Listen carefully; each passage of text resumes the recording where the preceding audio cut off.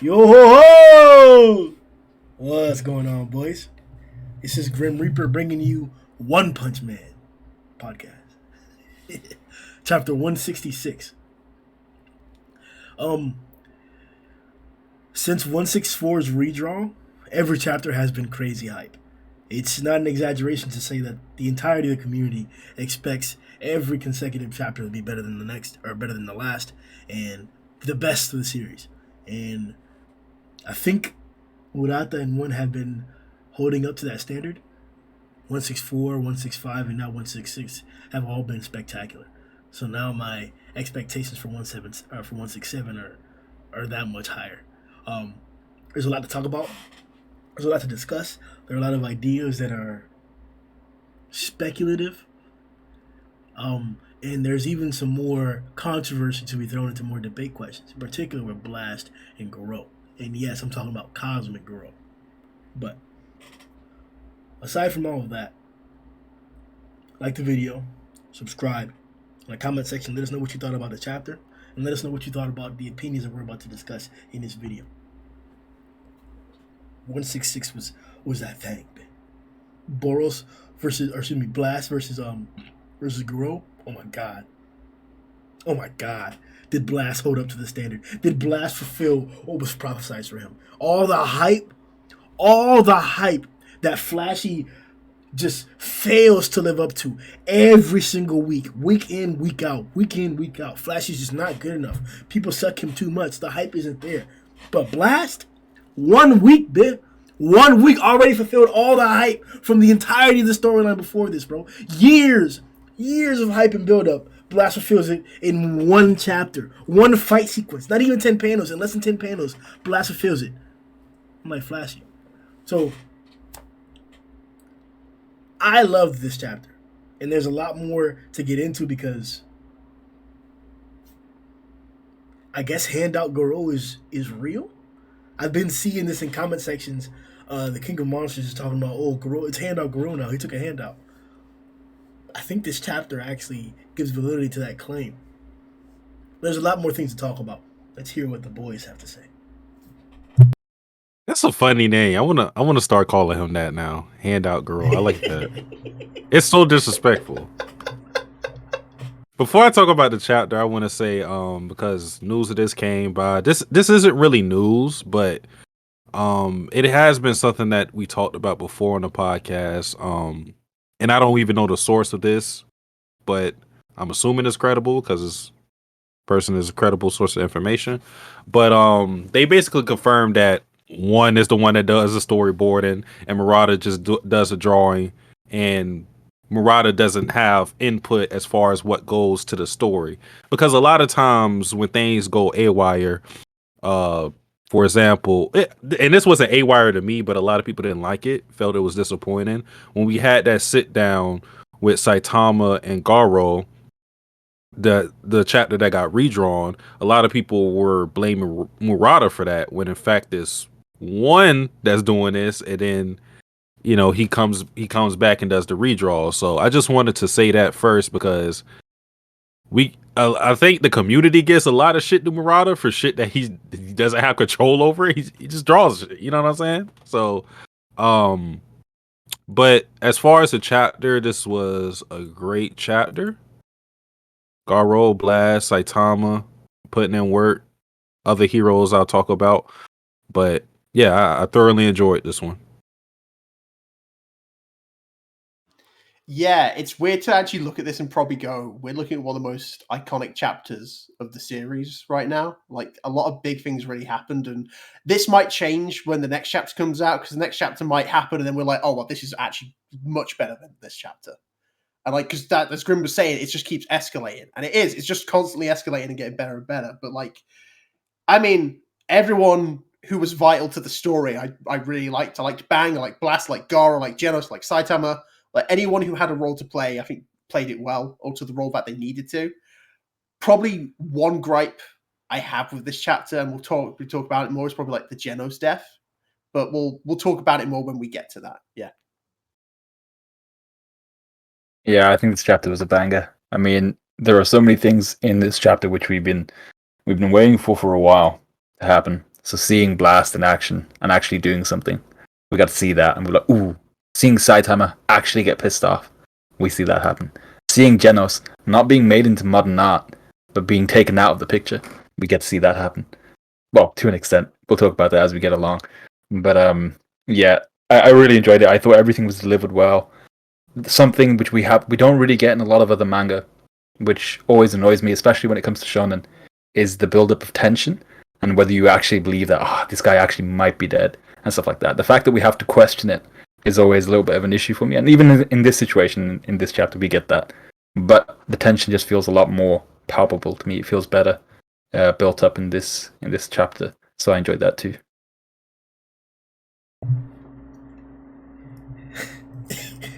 I took notes for my review, and like I went through a lot of stuff, so like it took me a second there to like get back into the mindset of like really readdressing everything that I've thought of for the chapter and contrasting it with these guys, because fuck Garou. Like I don't even know why I did that intro like that. Like like fuck Garou, bro. Genos, bitch? Are you serious, one? Genos? Like, the quickest way for me to drop 1 Punch Man is for you to kill Genos. The quickest way for me to drop 1 Punch Man. Like Genos, bro? Like, I don't even like this story if it's not for Genos, bro. Like, Saitama caped? This is the Genos story. It should be Genos Punch Man. The story's like, what, bro? You're gonna kill Genos? Hey man, this your first time having your favorites get knocked off? Hey, bro. Fuck Garou. Fuck him. Fuck Garou. Fuck him, bro. We're not even on that topic yet. I just wanted to bring that up because like, fuck Garou, bro. Like, Nah, man, you can't blame Garou, man. Blame the other guy. Say that. Ooh. Say fuck G. Nah. Yeah. Nah. I really can't see you, bro. No, yeah, this chapter was everything, bro. That shit was good, bro. That shit was good. We gotta take it slow though, cause we could spend half the podcast talking about how one just ruined the story by potentially killing Genos. We could really have a conversation like that. People may not like it, but we could talk about that. But I mean, do you want to start with that? no. I mean, what's up? You might as well just like take this in chronological order because the first thing to address is some of the heroes who got knocked out by, for lack of better terms, this Conqueror's Hockey from Garou. No, yeah, for sure. All right, bet. I'll calm it down. I'll hold back. Shit, bro. I had a peculiar thought in regards to this, actually. Because as we all know, as Satsuki just pointed out, a lot of the other heroes or a lot of the other humans on the battlefield, aside from Blast, really, and Saitama, are suffering from radiation poisoning. They're straight up dying, getting cancer, basically. First, I want to hear what you guys' opinions are on that in general. But I found this to be a cheap way of taking out the heroes. I agree. Because that's what we were speculating, because I was saying Saitama fights Garou. I expect him to win some way, somehow. Either way, it doesn't matter if he gives him a good fight, whatever. I was speculating how that would happen with Garou in the forefront of everybody. He's in front of everybody right now.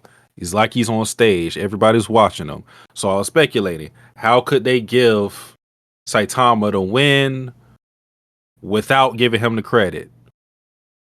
Who's not gonna be a witness to this? And then I'm thinking that, okay, Garou's here, so maybe he just knocks out everybody. But then that still would be weird to me, because then it's like, damn, like how long is Saitama going to be gone for that? You know, could he beat everybody? And I mean, he is super fast, but I'm thinking, could he beat everybody with Saitama just, being fuck where else? So that was my thought before reading this chapter, but then it's just like they all get knocked out at once, pretty much.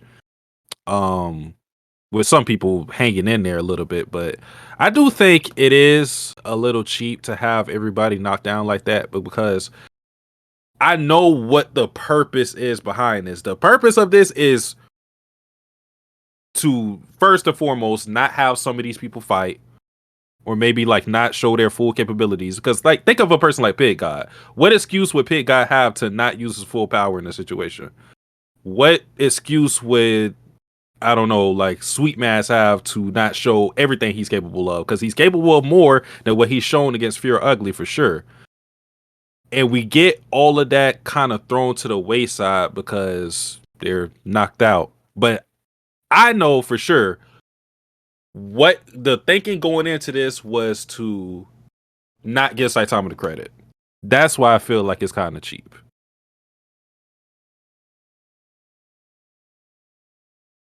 Yeah, no, I think that's a fair point. The only thing I'd add is also it's a way to, in a way, protect these heroes from Garou. Because if Garou fights any of these guys, like they're gonna die. Like most of these guys That's a good point. Most of these guys are below S class, and like even the S class aren't really going to do anything to Garou at this stage. So to kind of knock them unconscious and make them in a state of illness like this is to prevent us from like actually having a fight where some big players could actually die. And like the Satsuki said, like people especially who haven't seen everything they could do, like Pig God and Amai, but at the same time, not have them be standing on the sidelines when Saitama shows up. I have a problem with this, in particular with how you're positioning it, because my problem is the shallow aspect, like the strong buildup that they just gave us for potentially killing all these heroes. Talking about I know what my goal is, like the ominous dialogue that we were getting from Garou, especially with the comparison that we can make from, I think it was like chapter 41, I think it was. And we talked about it last podcast and the last review. I was like chapter 41 or 45, where Garou beats all the villains' asses that sit together in that meeting. And some of the heroes even got some limbs broken apart or torn apart, flipped backwards, or their arms ripped off. So I'm expecting something of that same intensity or gruesomeness. Barring whatever the case of my expectations were, the dialogue was built up enough to where I thought something more serious was going to happen. If we're to a point where, as Matt's describing it, it's just an illness or something that's just going to take them out of the picture, they can recover from it fully, then that's what I'm upset about. They should not be able to recover from this fully. If we're to give validity to all the I can control, or I have a sense of all the energy that exists, and he's making gamma ray bursts that are making nuclear detectors go off. Like, if we're to give true validity, like actual literal sense to like these nuclear powers that Garou's given off, and now nuclear radiation, actual radiation, high energy radiation, then why are they going to survive for this? Like, why would they survive this? Like, that's the part that I have trouble with, and I say this about authors in general. It may be an anime thing, it may be just a story writing thing. Why write something that's so unbelievable to get out of? And this is already a fictional, fantasy-based story. You can control every single aspect of the variables. Why are you making variables that make it not credible or so hard to believe that these fanatic or fantasy-based characters could do this feat? Like, you have the ability to control that. Like, tell me that all these guys have radiation protection. Tell me that Child Emperor put an invisible film coating on everybody so that they're not really dying from it, or something stopping them, protecting them from the radiation. Besides that, why should they not all be dead? Why would Child Emperor, who's bleeding from his nose, like how many people that are bleeding from their nose from radiation poisoning survive long after that? Do I have to do research? Is that what it is? I'm just misinterpreting it? It doesn't seem plausible that this would happen to all the heroes and then they just recover. I see what you're saying. To be fair, I haven't watched the Chernobyl thingy on Netflix with it. And I have no idea how long you have to be exposed to radiation for you to then die from it. These guys don't look like they're in good condition. their hair's falling out to begin with, and then they start bleeding from orifices. So probably not a good look for them. Though I would say, from my layman's knowledge, I don't think they'd die from like radiation poisoning straight away. I think they'd have to have some element of a longer duration of exposure, but I have no idea. In terms of the cheapness of it, I kind of agree that it is slightly cheap, but then I suppose the alternative was Garou was going to kill everyone there. Would that have been cool? It would have been nice to see, because I don't. Sorry, I don't want to hear that from you. When you're, how did you start this podcast up with "fuck Garou"? Like, if he kills everyone else, what's your reaction going to be? Listen, bro. You're just like, yeah, kill them all. Hey, look, he just cares about Genos and Atomic Samurai. But yeah. So had he killed everyone, I would have been like, ooh, this is living up to the hype of, you know, what did he say last chapter? Time to conduct evil, was it, or time to something like that? And it would have been hype. It would have been hype as hell. But I also did, like, all these heroes who have been introduced. We've got all these theories of, you know, after this arc, will the S-Class train up these guys so they can become better heroes, all that type of stuff. It's just, it was never going to be a case, I think, where Garou was going to just end everybody there. And the fact that we got to see him do that to Genos, I think, was kind of trying to hype up that element of it, trying to make it more serious. So I don't necessarily think it was cheap. What it did for me was it played more on the fact that Garou is doing something I don't think we've seen him do too often, which is he's drinking the occasion in. He's just completely like bathing in what's happening at the moment. And we don't really see him kind of gawking at like how powerful he is himself. We usually see him like, you know, being attentive to the situation, getting ready for his next fight. Where in this situation, he's kind of marveling at himself, like, yeah, look at me, man, I'm pretty sick. I just knocked these guys out with my Hawashoku no Haki. You know, I'm clapping these guys for jokes. I'm not even moving a muscle right now. So I'm thinking we're getting to see more of possibly how this mutation has affected him personality-wise as well. And that's what I think this is playing on a little bit.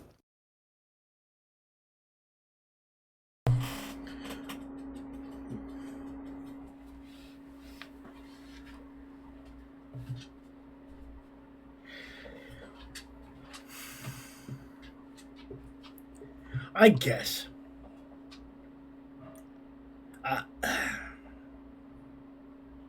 It's just like, I guess.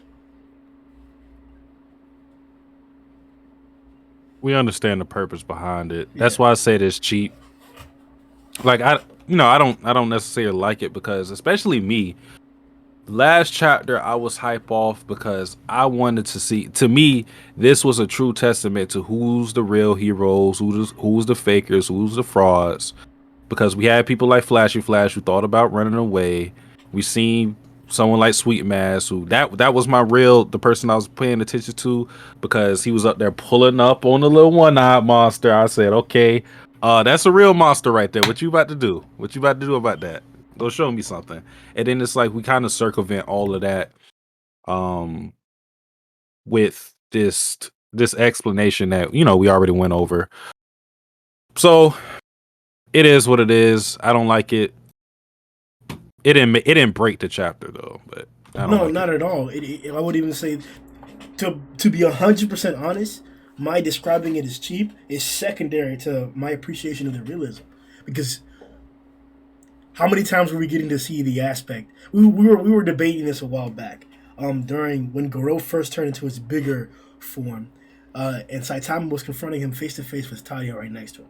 Garou throws this huge, massive punch at Saitama, and I forgot what happened exactly, but my claim was that the punch that Garou threw right then and there was weaker than a punch that we saw him clash with Darkshine with, that pulverized all the buildings and all the area around him into sand. That attack, that clash was stronger than the attack that demonic new form Garou did to Saitama, because nothing happened to Tadia. Tadia was literally right there next to him, in arm's reach length of both of them, and nothing happened when he delivered this great, all-powerful, enraged punch to Saitama. But here, in this instance, we get to see the actual effects of it. And it's not like I'm pointing that out and I'm using that example because normally, or most often, we get to see the after effects of these punches, these attacks. You remember when Garou first came to the surface and he felt Bomb. Bomb hit him with this whirlwind attack. It was like I'm gonna have to do it like that, where he was like he dashed his hand as if it was a quick motion where he was trying to go after Garou, and Garou dodged out of the way. But that we got to see the effects of Bomb's attack missing. If Tadio was right there next to him, would he not been cut by that attack? The same exact instance for Garou. So I really appreciated the fact that we were seeing such a high level of power, the realistic effects on the world and the individuals in the world and the environment around them, and what it would actually be like. Because we've seen people jump back from the moon, and like we've seen the earth cut, tsunamis ensued. It's why I was so bothered by the Great Fajin's lack of environmental effects.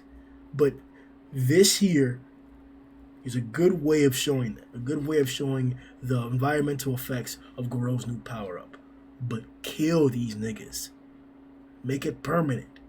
Drop one or two of them. Finally take out Tank Top. Let's do it. Let's do it, bro. We've been teasing it for like how long? Let's just do it, bro. Let's get rid of them. At least one. Kill the Tank Top. No, not happening. So Bang's role in all this, he's kind of like he's identifying this whole dilemma that we even talked about Garou's true intentions and if they're his own. He identifies that they may not be his own, and he's trying to push through. He's trying to like get his disciple out of this. Am I just confused as to what Bang's role is from now on in the story? Like, do you guys have a clear opinion or a clear viewpoint on what it is? Because I don't necessarily see the value of Bang right now. Like, Garou's actions, for the most part, should now be irredeemable. If they weren't already irredeemable by him attacking the entirety of the S class, now we've reached much further standards of that. So, what is there for him to be trying to save or take him out of? Like, the only reason why I think Bang is still as prominent in the story or in the storyline of Garou is because he still has a chance of swaying Garou's viewpoint or swaying Garou's intentions or making Garou stop. But I don't think that should be the case. I think he should just be beat. Like, you can do all of this and it's still okay? Isn't it supposed to be teaching us a lesson or teaching the kids that are reading this a lesson? Like, what role does Bang play in the storyline to you? And is it out of place? Is it outdated? Is it overdone? How do you feel? As far as his fight is going, he should have no more. He should have no more relevance to what's going on in this arc. Just considering everything he's been through. Honestly, he shouldn't be standing up. I ain't gonna count. He should be standing up, getting his ass beat the way he did. But as far as like his story is moving forward, like he could do something to where he's learned his lesson with Garou or something, and we see like the fruits of everything that happened in this arc being taught to his future his disciples now, and future disciples as well. Or we could just see how this affects him possibly retiring from being a hero, because that's a possibility with his age, with what's happened with one of his disciples. I meant like Bang's role right now. Like, what role does Bang have to play? Oh. Nothing. He should just be knocked out, and that's it. I don't know what else he could do, because even when I think about him being a link to Garou's humanity, I think Tario can fulfill that role.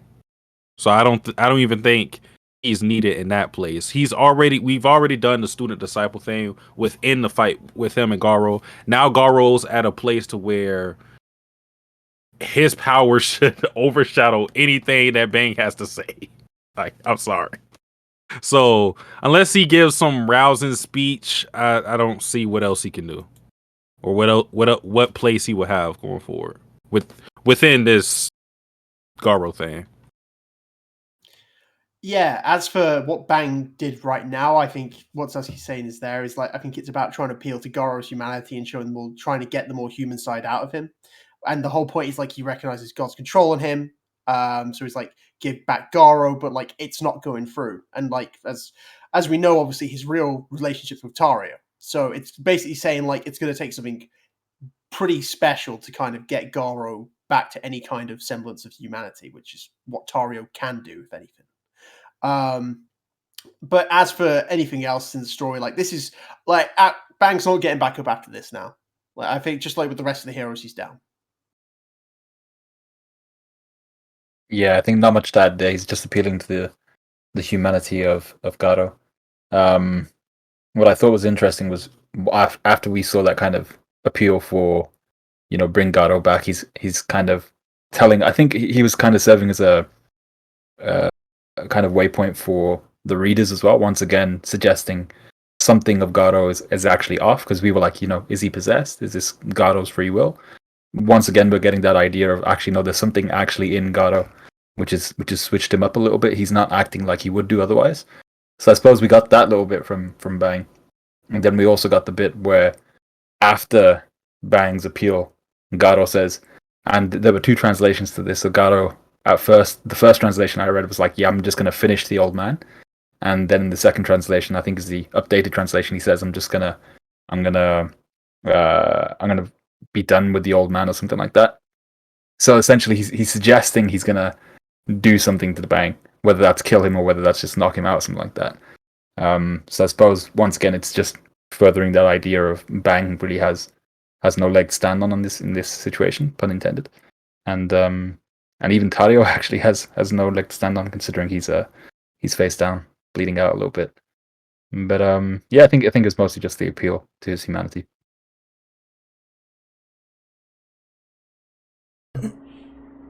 So, I guess this chapter pretty much confirms, as we've all pointed out now, the speculation that we were talking about last chapter. Is Garou possessed or is he blessed? Are these his true intentions or are they not of his own? It was kind of vindicating whenever we saw Bang declare it off bat, like, okay, bet, we had the right idea. Because it helps reaffirm that you are reading the context clues that the author's putting there, that you are being intuitive as to the character's emotions and what's drawn and what's really going on here, what the plot may or is. Then Blast comes out and says it literally verbatim. Let me read the dialogue. I'm Blast. We can get into the gritty details later. You're being controlled by God. So, spelled out plainly. Is it, before we get into the details of it and more of the dynamics of it,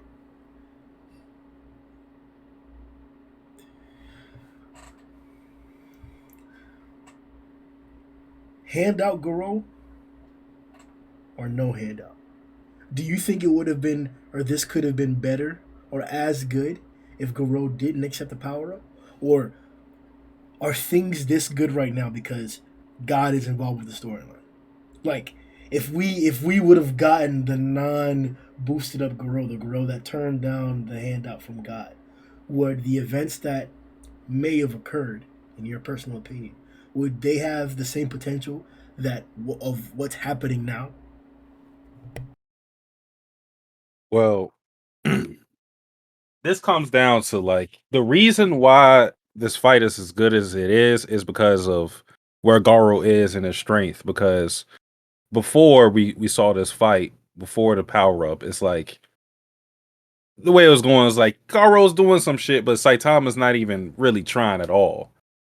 And like that's how that's how the fight was going to end, with Saitama just crushing Garou. So the whole thing comes down to power. So I think the result of the power is good for the fight, but I wouldn't say like it damages Garou, but because it just depends on like how it was written for him to take the power. But I still just don't feel that it's within Garou's character to accept an entity just bestowing him this amount of power. You know what I'm saying? Because Garou's always been a person to where like he'll take your techniques. He's stealing them though. He's not just like you said, getting a handout or anything like that. He's stealing techniques. So it's a more complex situation than giving it credit for. But I think at the end of the day, it's more good being done than bad. Because if we just roll with how things went with before we had the redraw, nobody's being this excited about these last, future chapters going forward after that. Because I don't know what you do with Garou if you don't give him that power. What do you arbitrarily make him more stronger than he already was? Because we were having complaints about that. So if you gave him another boost in power that didn't have any explanation behind it other than him adapting and getting, it would have just been weird. So I'll take this. Yeah, I think this is God's involvement has made it better. Because, like I said, it's not like necessarily like it's like we said, it's not like Garou like willingly taking the power. It's like God basically forcing the power on him. Like that's what it is. Like Garou wasn't happy necessarily when he first took the power. Like God was like, "You'll take it and you do what you got to do." But I think the reason with like this kind of Garou that I'm preferring more, and I think it's better, is because it's like really kind of like made his it's corrupted his morality. Like it's like shifted his morals more. So like as like Garou before would never be like he never killed anyone, no matter how bad he got, he never killed a human. But now he's like, yeah, I'll kill him. I'll kill the old man who taught me everything. That's no problem. Like this is what I like about this more than anything, is because it's not just a power boost, but like God's influence has really just affected him now. And like you said, like the only one he's kind of like, it's better Tario's not here. So Tario's the only one who could really do that, but he's got no issue with killing people now. Like this is what I mean. Like the God's influence has really just kind of has really like blurred any kind of clear view he had on like what's okay to do, what's not okay to do. Yeah, so the the conversation about handout Garou or no handout Garou. I think we're all still kinda of the opinion that he's not really handout Garou. He didn't accept the power that God was trying to bestow upon him.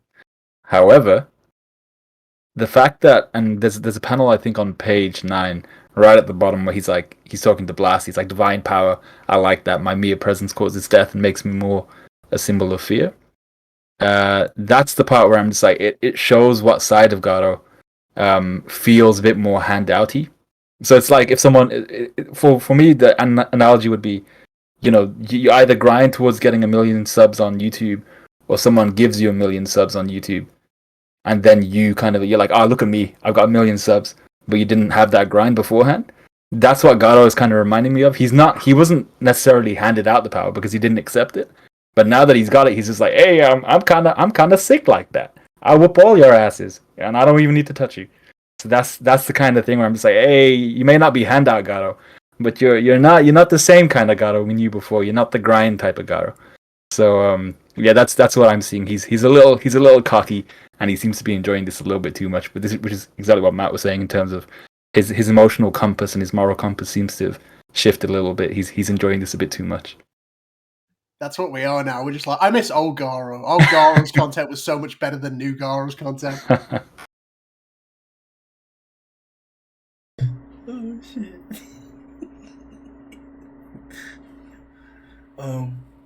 So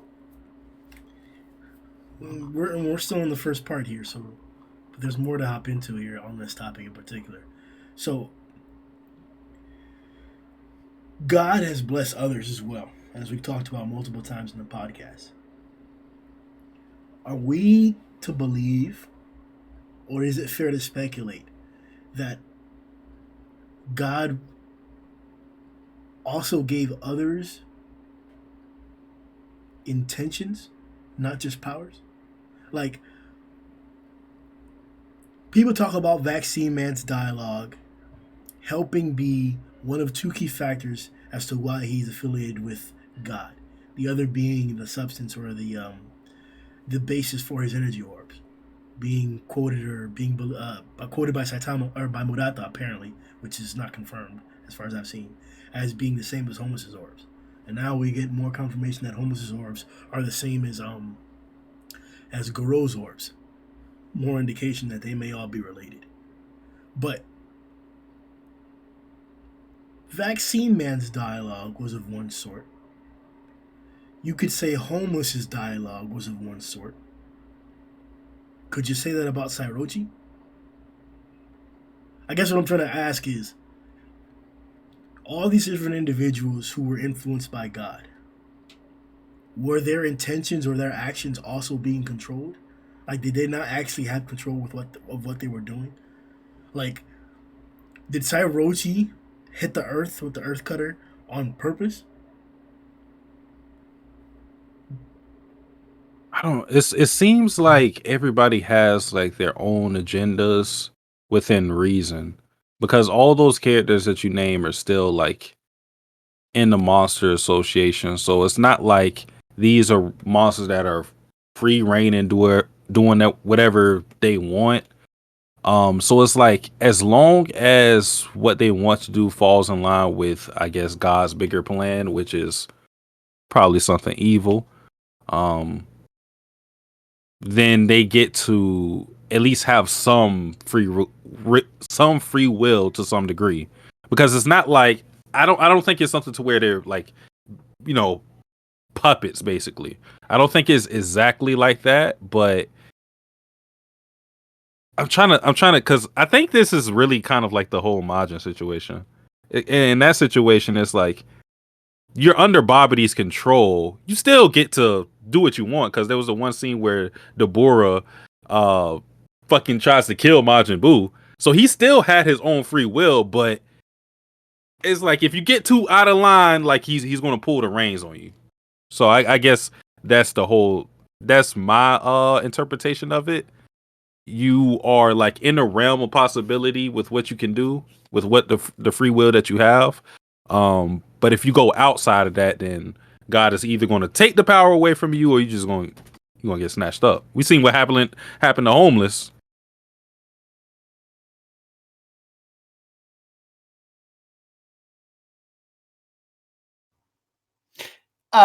Yeah, I think I think I'm just this got the podcast, but yeah, I think Satsuki's right about that one too.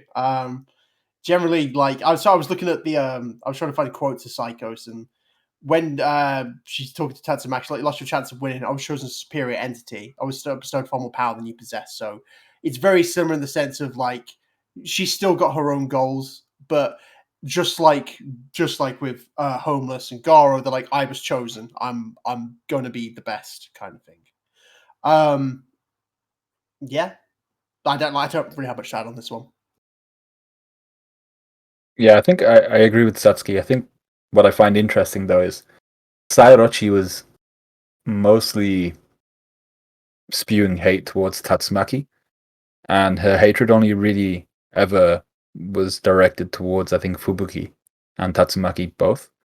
But then you had Homeless, who prior to God's intervention, he had a hatred for a group of people, the people at this organization who made him dance but naked, and then they kicked him out. And then you had Garou, who also had a hatred for a group of people. He had a hatred for Hero Society in general. And I feel like those two, the people who hated groups of people, they're the ones that kind of amplified into eradicating like a lot of people. So Homeless, he evolved into like, yeah, I'm just gonna wipe out the whole of humanity. And now we're getting a little bit of the similar thing with Garou, where I don't think he's quite going humanity level at the moment, but he's just like anyone who's around him. He's like, yeah, they kind of deserve to die at this point. If they're around me, they're gonna die. So I found it kind of interesting how the two people who hated groups of people individually to begin with, now they're, well, at some point in time when they've been mutated by God, that kind of expands for them. They're just like, yeah, I'll let more than just that group of people die. I don't mind it.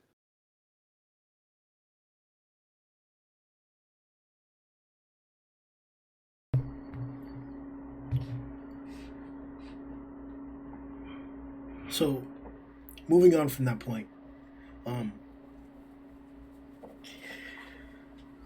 I've never really understood, and it hasn't been explained exactly, the dynamics that Blast is going to play in the series. With the introduction of his group, I thought we were going to get a whole different tier of boys, like a whole S-class scenario, to where there's a whole nother a whole nother level of leagued fighters, and we're going to see their escapades and their endeavors along the way, and how it's going to entail maybe even more than just God. But this dimensional seal protection stuff that's going on, and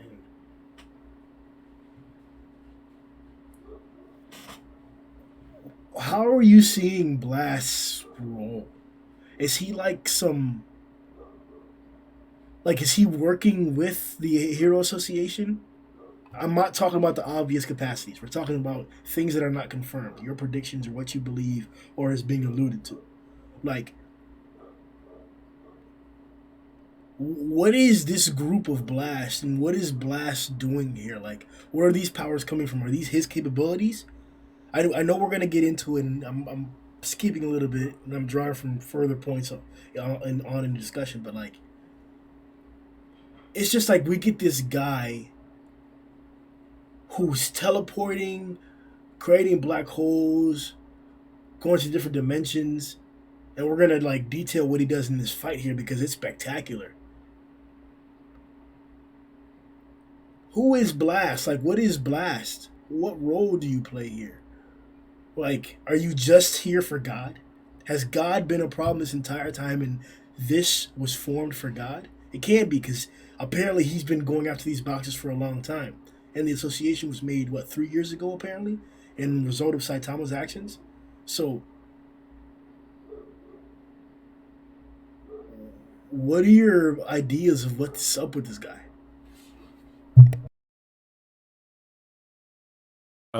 It seems to me that Blast is like this.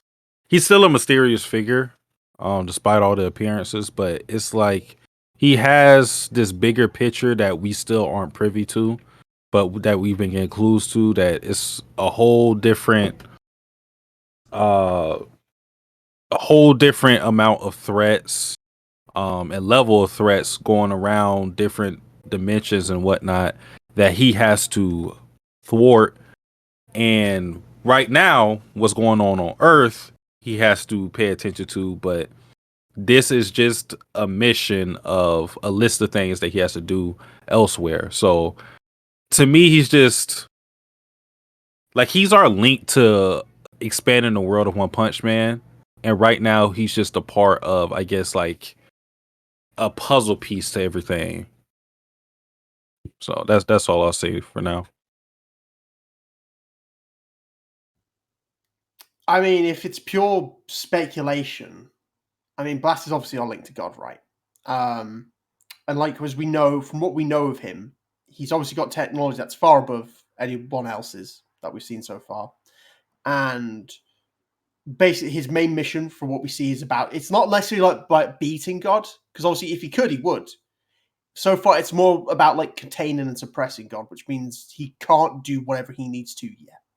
Like, whatever's stopping him, maybe it's like he's physically not strong enough. Like it's not a case of like, because obviously we've got someone like Saitama. Like, maybe he's waiting for someone who can actually even beat God, like a fist to go against him.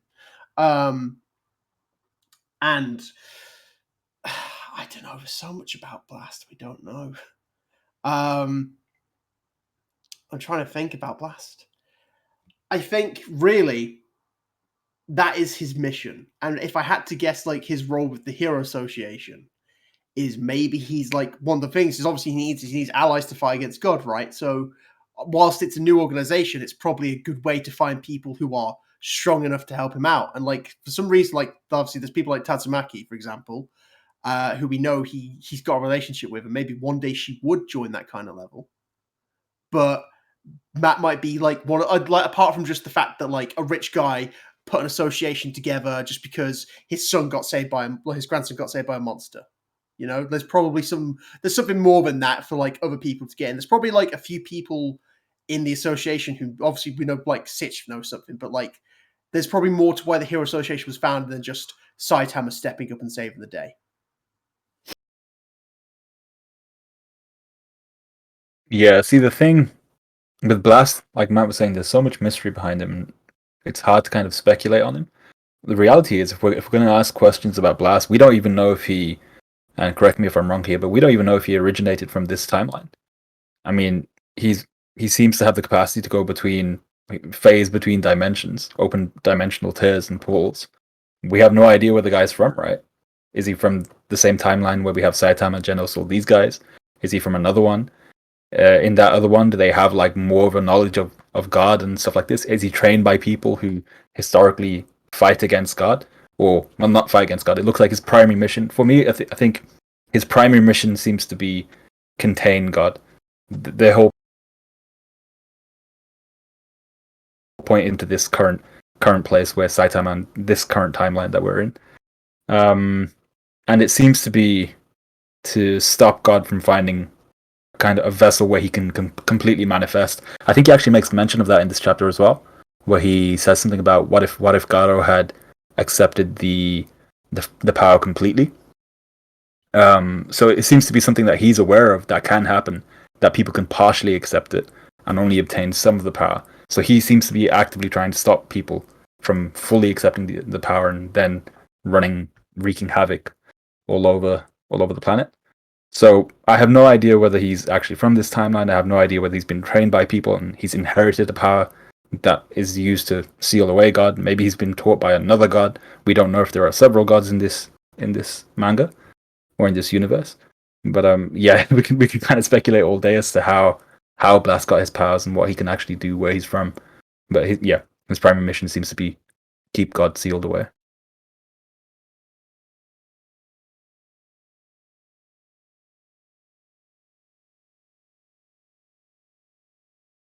Yo, can I just say I'm happy that we have evolved past the theory that Saitama is Blast. I know y'all remember that. I remember I remember them days. They weren't fun days. I used to be one of those people who thought it. I'll be honest. I was like, it just made sense to me. There was too many things lining up. I just didn't want Saitama to be in this place. Like I always just wanted him to work his way up to S-class, even though he's had the power. So like him already being S-class rank 1 just felt super cheap to me. I wouldn't have wanted that. I used to think there was a few, because like before Blast was revealed in like 84, I used to think Saitama was Blast. At one point, like early on when he got introduced, I thought Bomb was Blast. Just because of his name. I was like, oh, what's bigger than a bang, a Blast? And then like that was my reasoning behind it. I mean, yeah, because I remember saying like I feel like they have some connection because Bomb, Bang, Blast, like it, it fits together in like this motif. So like if Sundown's whole thing of like him being almost like a time traveler or something, that still could come into play. I'll just say that much. I don't know if like I wouldn't put my money on it, but it still could. I'm so happy that Blast wasn't Saitama. Like, not only am I happy that Blast wasn't Saitama, I'm so happy that Blast is this strong. Like, there's some, I guess we'll talk about it here in a second. There's some stuff in the chapter that even I believe is somewhat alluding to Garou having the upper hand. But, bro. Yo. Blast, bro. Bruh. Like, I'm some guy who like, I'm a guy who likes to use the actuality of the panels that are there. I don't like to predict when I'm power scaling most often. That's what I'm referring to. I don't like to predict or allude to or do any of that stuff like that. No, it's what was drawn, that's what I'm going to go with, and that's what he can do for now. That's why I was getting so mad at some of the people who were jumping the gun by like 10, 15, 20 chapters to say that Garou is this or Garou is that or Garou can do this or Garou can beat this person. Well, we weren't seeing it. They were just clearly webcomic readers who were hyped to see an awakened Garou, and they were giving him attributes or capabilities that he clearly had not shown yet. So that's why I was getting so bugged with that. And even though, as far as I could tell, and I don't know if it hasn't happened or not, I kind of got a similar feeling for Blast. I don't know if Blast has actually shown anything in the webcomic yet, but I was definitely getting a feeling that people were hyping up Blast for no reason. And it was fair, because we were still at a point where we had not seen anything of Blast, so he could have very well been as strong as to what they say. And then we got the flashy feet. Crazy good. And we got to see how he was actually out there doing stuff. But this, and the fact that it's at a benchmark level, because one problem that I had is that there's nobody else here Like, why are we still around other characters when they have absolutely nothing to do with this fight? They cannot affect it. It does not matter. Like, get them out of the area. Get them off the screen. I don't want to see any other characters. But Blast can do something. That panel that we got last chapter, one of the most iconic panels that we're going to get in the entirety of this manga, of Garou being sandwiched, basically, no homo, by Saitama on one side and Blast on the other side. 167 has more potential than your mama, bruh. I gotta say it like that, bro. More potential than your little sister, bro. Like, yeah. What do you mean by that? In a good way. Why y'all look so offended, bro? What do you mean by that? Like, potential, like you saying they can fight. I'm hoping that's what you're saying. It's nothing inappropriate. I mean, as in context, like, if you've said something and everyone reacts the same way, you've said something wrong. I'm guessing that you saying my mama and my little sister are Blast level, like they have the potential to be that level. The great potential, like, bro. Let me just rephrase the whole thing because y'all get me confused now. Well, what I meant is that the realization of the great potential that we had for Blast is what's so satisfactory. Like, 167 has more I gotta say it, bit. It has more potential than your straight A, head of her class little sister, bit. That's what I meant. Yeah. Let me not even start. Did you mean that? Let me not even start. No, man. I don't know. Suddenly it's changed to grades. My mama the real hero. She the real hero. There is great. Go ahead. I did like I'm always a fan of spatial powers. I think that and time manipulation, phasing through objects, like those are some of my favorite powers. And not only was it was just like a good display, because those powers are very gimmicky in a way that you can have that power and not be physically strong and it'll still be one of the most useful things that you ever have. But that one panel, I'm looking at it right now, where he has the two portals and he's basically like pinballing Garou through this loop, was the best thing ever. And then he's just punching him as he goes through the loop. That's like a super creative way to do that. I really like that one. That's one of my favorite displays of that power, dog. Like, imagine you just keep going through this like endless hell. And then you just keep getting punched. It's like he had him on this assembly line, like you got on this like belt. It's I love that shit. Good shit, Blast. This is really like one of the best fight dynamics. I don't want to get into it yet though, because there's a bunch of things in between there before we start the actual fight. But yeah, it's a great thing that Blast is not Saitama. Blast showing up here has been exceptional. It's increased the quality of the arc exponentially. I think something this reminded me of, and actually Grim, you were reading it as well. So remember in Nanatsu no Taizai you had Escanor. I think it always hits different where if in a manga they say yeah, this character is really strong, and then you find out actually yeah, they are really strong.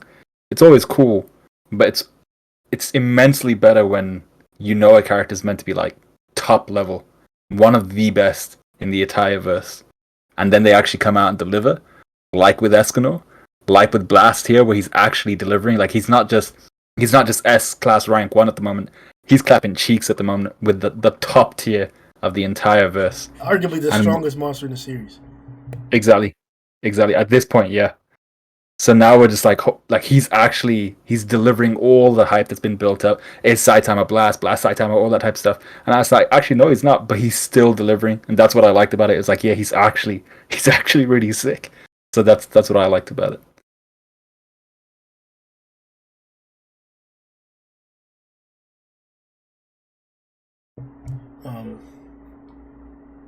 All right, so Blast had an inner monologue here. I think we talked about it a little bit. It's not that important. Um, is Blast scared of Garou, or is he ready to fight?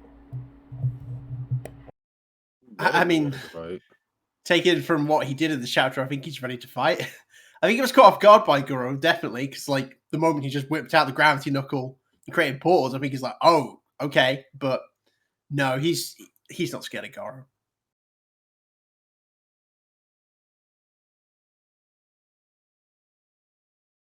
Yeah, I don't really have anything to add to that. Yeah, I think same. I think mostly his concern seemed to be, I think it was twice he looks back and he's like thinking about the heroes behind him and what he can do to help them out. So I think he was mostly concerned for the well-being of the fallen heroes. You also mentioned something about a dead planet, like whether that means like the radiation or if like God's influence grows too strong on a planet or something, then it's like it's gone. There's no point in carrying on or something. Yeah, I think it might have been alluding to the radiation because that was right after I think he blocks all the punches, right, with his like mini teleport or with his mini pulls. And I was actually surprised. We'll get onto this when we get there and when we get to the Black Rain, but the amount of like atomic, as in not atomic samurai, as in atomic bomb related like references that were in this chapter, I was surprised. I was like, damn, we're actually including stuff like this. Yeah, that's gonna be the tough part because Yeah. it has to be consistent. Like Mhm. all the factors that they bring up or say are affecting the battlefield should be affecting the battlefield. Exactly. So I was super impressed and surprised that they were actually including stuff like that, especially with Japan's history. So I thought, okay, cool, we're going down this route. I'm happy with that. Is it because this came to me just here, just talking with you guys, but the community seems to strongly believe that this is gonna be Garou. That Garou's stronger, even right now, and not taking into account the fight, just based on the fact that Blast is supposed to be fighting or holding off or containing God. Is there Hmm. in your heart, like for real, thinking about the narrative, thinking about the fact this is a story and who's the main antagonist, who's the protagonist, who's a side character, taking all that into account if you want, just don't take it into account the fight. Can Blast be stronger than Garou? Like, is this just another like Sage Centipede type situation to where really the only difference is that we like the character who's coming out of nowhere to interfere or to play fence to hold off Garou? Is it the same exact thing as that, or can Blast play a different, better, or just different role than that? Like, what is Blast just a throwaway? Can he be this strong? Like, can he beat Garou?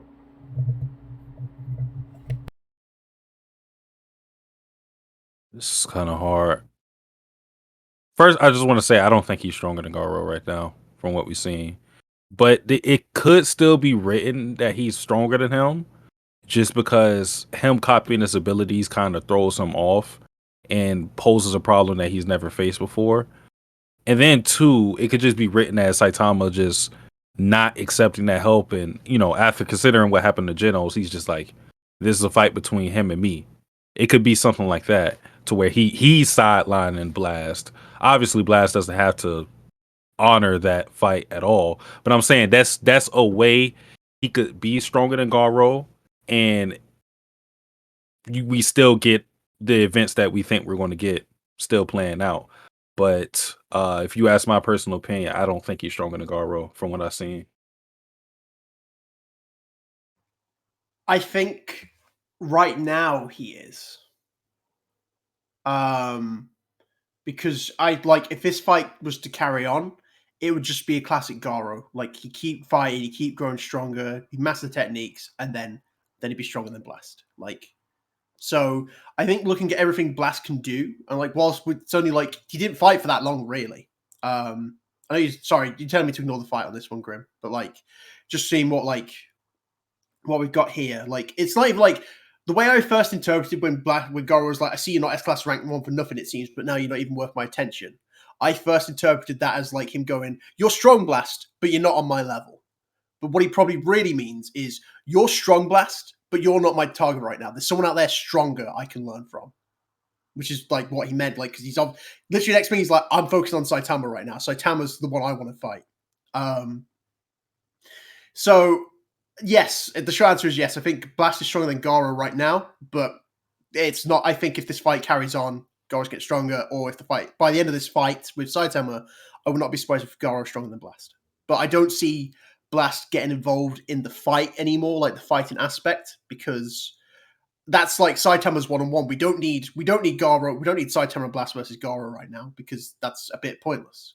What he might be focused on is, we might be focused more on the fact of, like, if he's like put him in a dimension to like keep him safe, he's like, I'm having to use a lot of energy, a lot of focus just to keep these guys from breaking out. Matt, if we don't need Blast and Saitama versus Garou now, when do we need it? We don't need it. It's Saitama, mate. We don't need it. Yeah. Do you think Saitama needs to team up with someone to win? This has nothing to do with what Saitama needs. We, me, us, you and I, we need. You need it. I don't, mate. I don't need Blast teaming up with Saitama.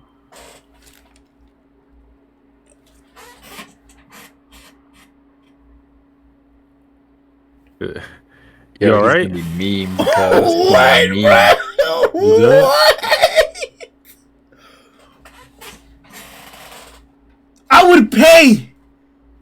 I would pay right now if Murata was like, "Hey, man, I'll draw that shit. I'll draw it, bro. Just throw me like 50." I would throw him 50 right now. You know how many volumes I bought? 1.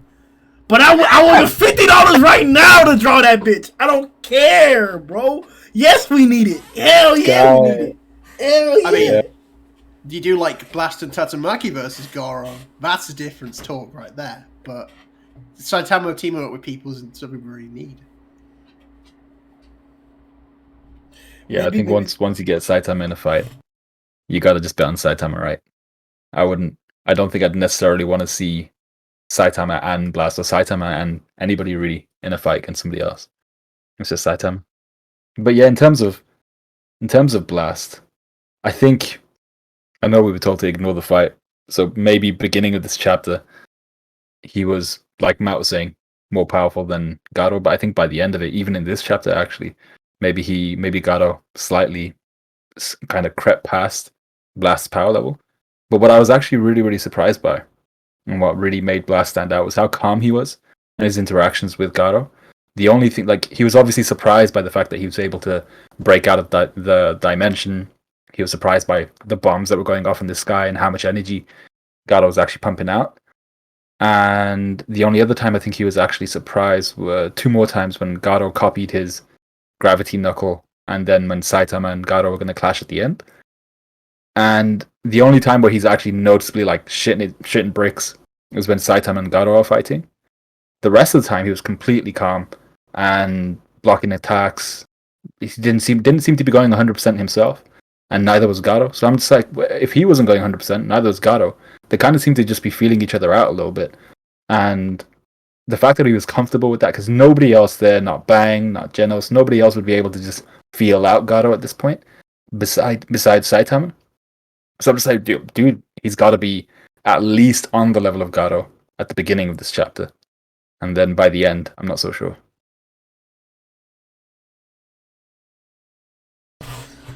Well, no, we can't skip that. That's the most important part of the chapter.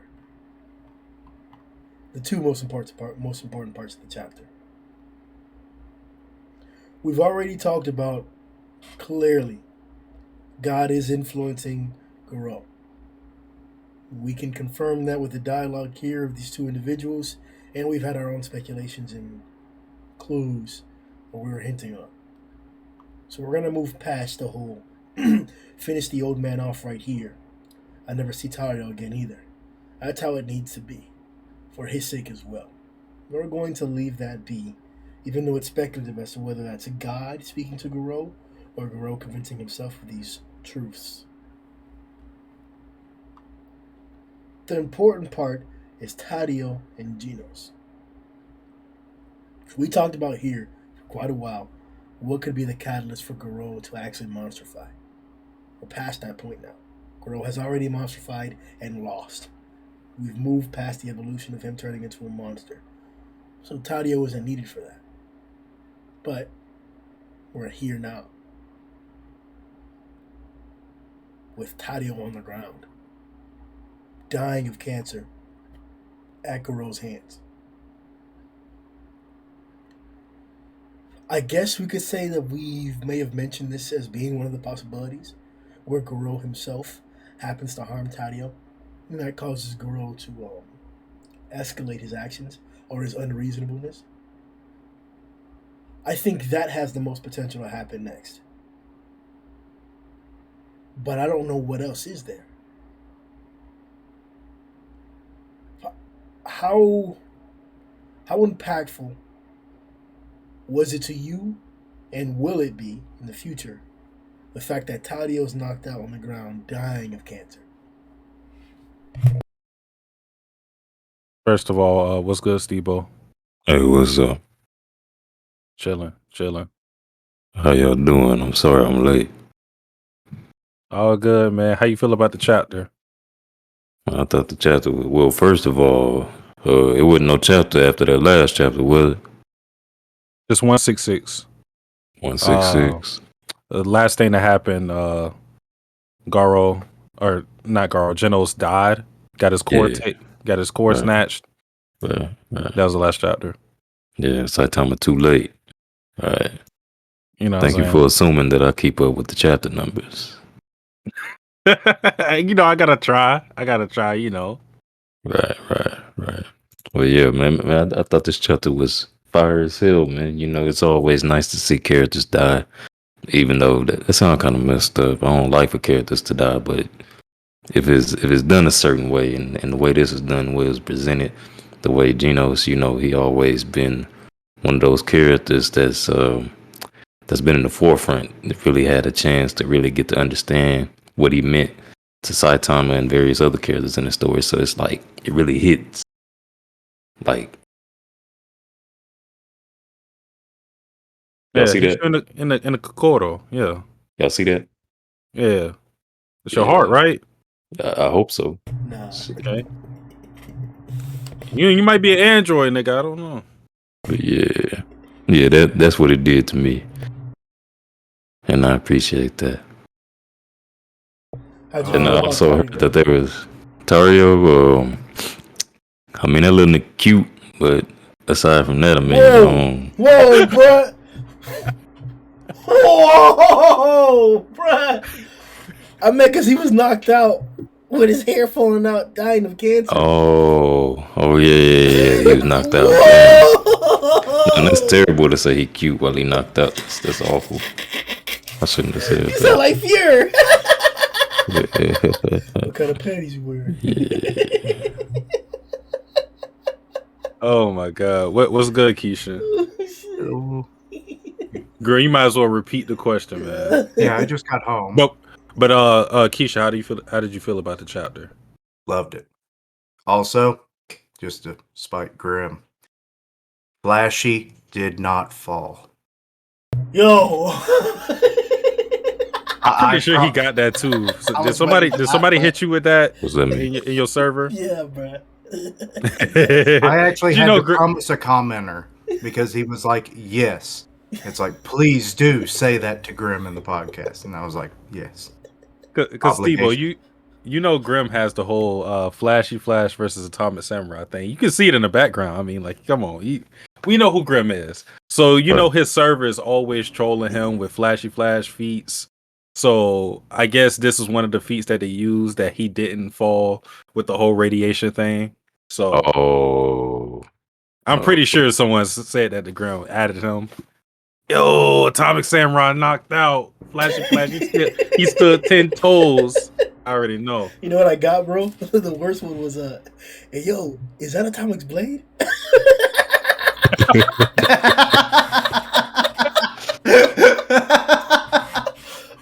I gotta go back. I gotta go back now. I mean, I did have to question it because I was like, wait. So does he? Yeah, insta-kill is like 3 miles down. Oh man, what is Paige at, bro? It could be. Could be the Sunblade. Hold on. But didn't he have? I mean, he is a ninja. He might have more than one sword, but we've never really seen Nah, it. he would have used it by now. If he was fighting Garou and Platinum before, he would have used it then. Fair enough. Fair enough. That's Okamatachi's blade. That's what it is. But Keishan, what are your you already told us about what you thought about the chapter. Tadio's on the ground, knocked out, tooted up. How do you feel? Don't say that about a child, please. Come on. Just laid out, just sprawled down up on the ground, defenseless, nobody around, just face down, just tooted up. What is wrong with you, man? Made it worse. With the tooted up. And you still Don't make me use this. Don't make me use this. Yeah, don't use that, bro. But no, the real question is, previously we talked about the different ways in which Tadio's death or misfortune could be the catalyst for Garou's marchification. We've now passed that point of marchification. So, what influence do you think this happening to Tadio at the hands of Garou is going to have on Garou?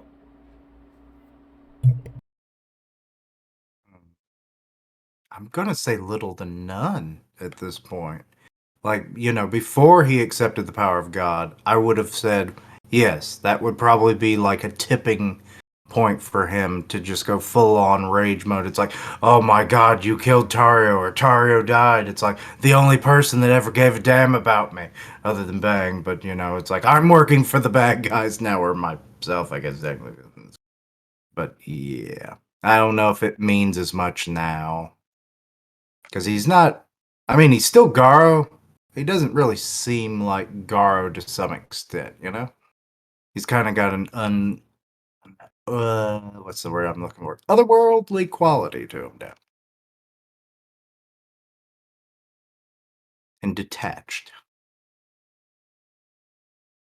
Yeah, I think that was Kishin raised a really good point there, which was, I think before his kind of accepting of God's powers, the whole thing, a lot of people speculated, was there would be some sort of accident or something would occur where Tario would die and Garou would kind of blame himself, and then there would be the whole kind of tipping point, him exploding into becoming a monster, all that type of stuff. But at this point, I don't necessarily think that's going to be the case, because Garou, he's already gone through that whole journey of becoming a monster, monsterifying, all that type of stuff. And that doesn't seem to be the journey that he's on anymore. Like if Tario dies because of his radiation, that seems to be something he's completely willing to accept at this point. He doesn't care who's on the battlefield, so long as he's kicking ass. He doesn't really seem to care. So yeah, I don't really think, because if Tario were to die by his hand, he seems to already accepted that in this chapter. Actually, he's like, I gotta rid myself of Tario. I gotta rid myself of Bang.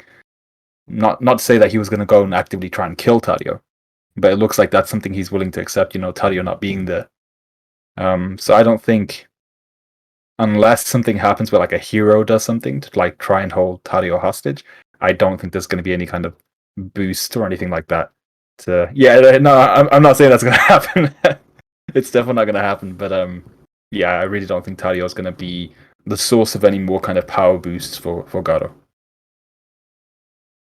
We're probably thinking about this because we all speculated on what Tario's role was going to be in the whole Garou monstrification.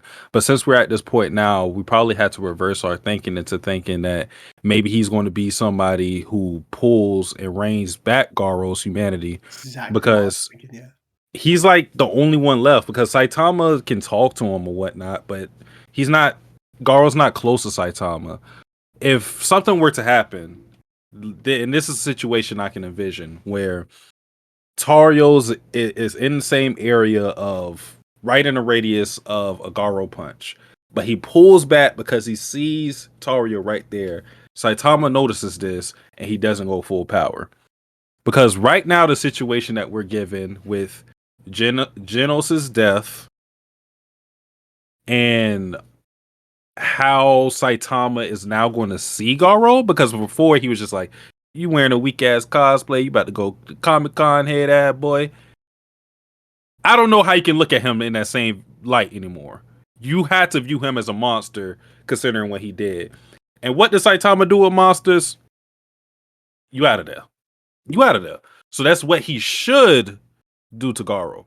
The only thing that's saving him is how he reacts to a potential situation in possibly killing Tario, I feel. Because other than that, what excuse would Saitama have to not kill him?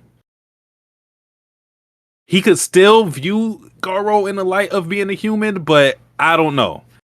And the way things are going, I don't think Saitama alone can pull him back into being in the mind frame as a human. So Tario's like the last thread left in pulling him back.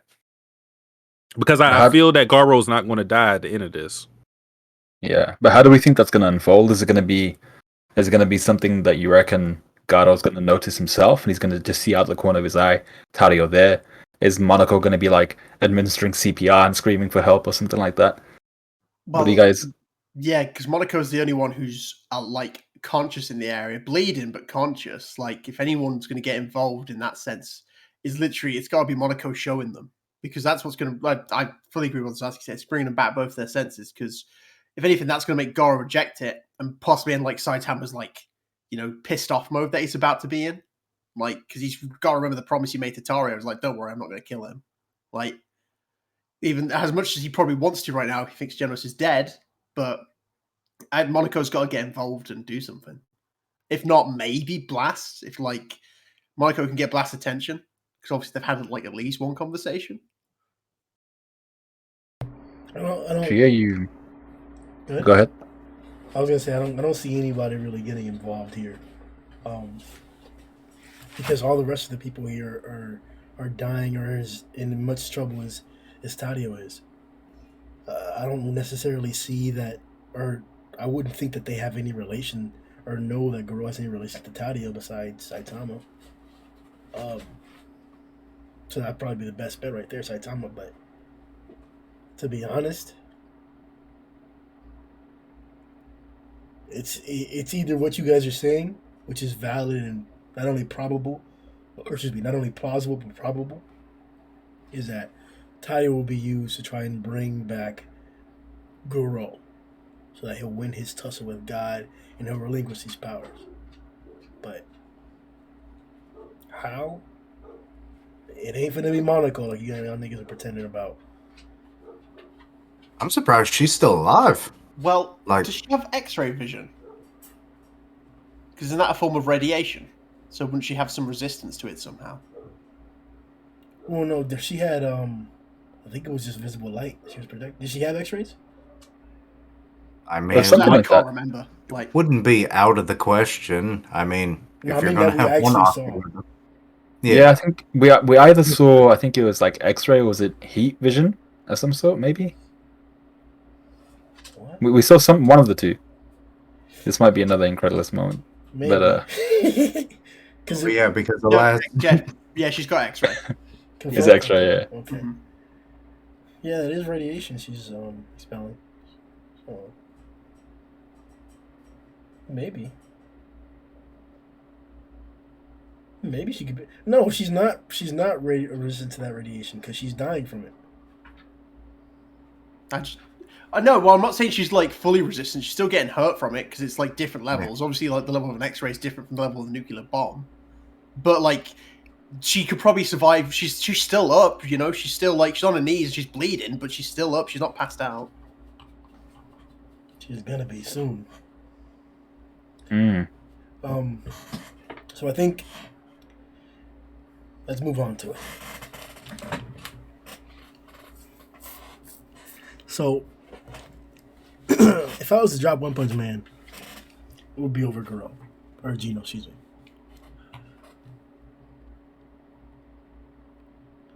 I don't even know what I want to say because I've already done it right in the beginning, and I'm just gonna bitch and curse at Murata and One continuously. So I'll just say this, and I'll let you guys elaborate the entirety articulate the entirety of your ideals of this moment in the story. I don't think Genos is dead. Shock. No, not a chance. Do it, my boy. Not a chance. Motherfucker's a Yeah, not a chance he's cyborg. dead. Yeah. Oh boy. So I was live reacting to this chapter, and when I said the same thing, because I'm of the same beliefs, let's just get out of the way. I don't think he's dead. When I said this, people were mad at me. Copium. He's dead. I said, yo. I said, I just don't believe. I'm like, I know it sounds like weird, if you actually do believe he's dead, but I'm like, I don't think I'm coping or anything like that. I'm just saying, it's not even because I like Genos that I don't believe he's dead. It's because of what's been happening this arc. Literally, we seen Tank Top Masters. I don't know how the fuck he survived it. He shouldn't have survived. He should have been dead. He should have died. Now, I think there's a bigger thing going on with Sweet Mask that we're not privy to. So that one I understood to some degree. But still, he was in the situation ripped apart. Limb from limb. Tank Top Master beat to a pulp. So for me, because you have those two events and just because of Genos' story not being fully realized, that's why I have reservations going on saying that he's dead. Now, this is probably one of the better fake outs if I'm looking at those two with the Sweet Mask thing and the Tank Top Master thing, because You remember when Sweet got his cheeks spread open, bro, just spread apart, whooped apart, bro, just parted cheeks like that, man? You talking about back then? Are you sure? I don't think he ripped apart his cheeks, but that's good fanfiction. You were reading a different chapter to the one we were reading. No. Ain't I no was wait. reading One Hurricane. Ain't no fan fiction, right? But I think like I wouldn't be mad at a fake out like this, because this goes. It doesn't matter if he's dead or not. Saitama thinks he's dead. That's all that matters. We're getting Saitama to this level of anger that we've never seen him before. That's all that matters in this situation. Now, going forward, his story of, like just his story, like whether he's dead or not, that's going to affect things later down the line. But for this moment, what matters is just Saitama in it. Like the effect it has on Saitama, not necessarily what's going on with Genos. But if you were to ask me if he's dead or alive, I think he's alive. I'm sorry I believe that, y'all. I don't. For the first time, the webcomic readers they are doing a good job of not letting me know what's real or what's not. Because I think they did a terrible job of like with the whole black sperm thing. But this time, I literally don't know if this is true. I don't know if he's dead or alive. Bro, the hate I have for webcomic readers is founded in truth. Like, I'm right, man.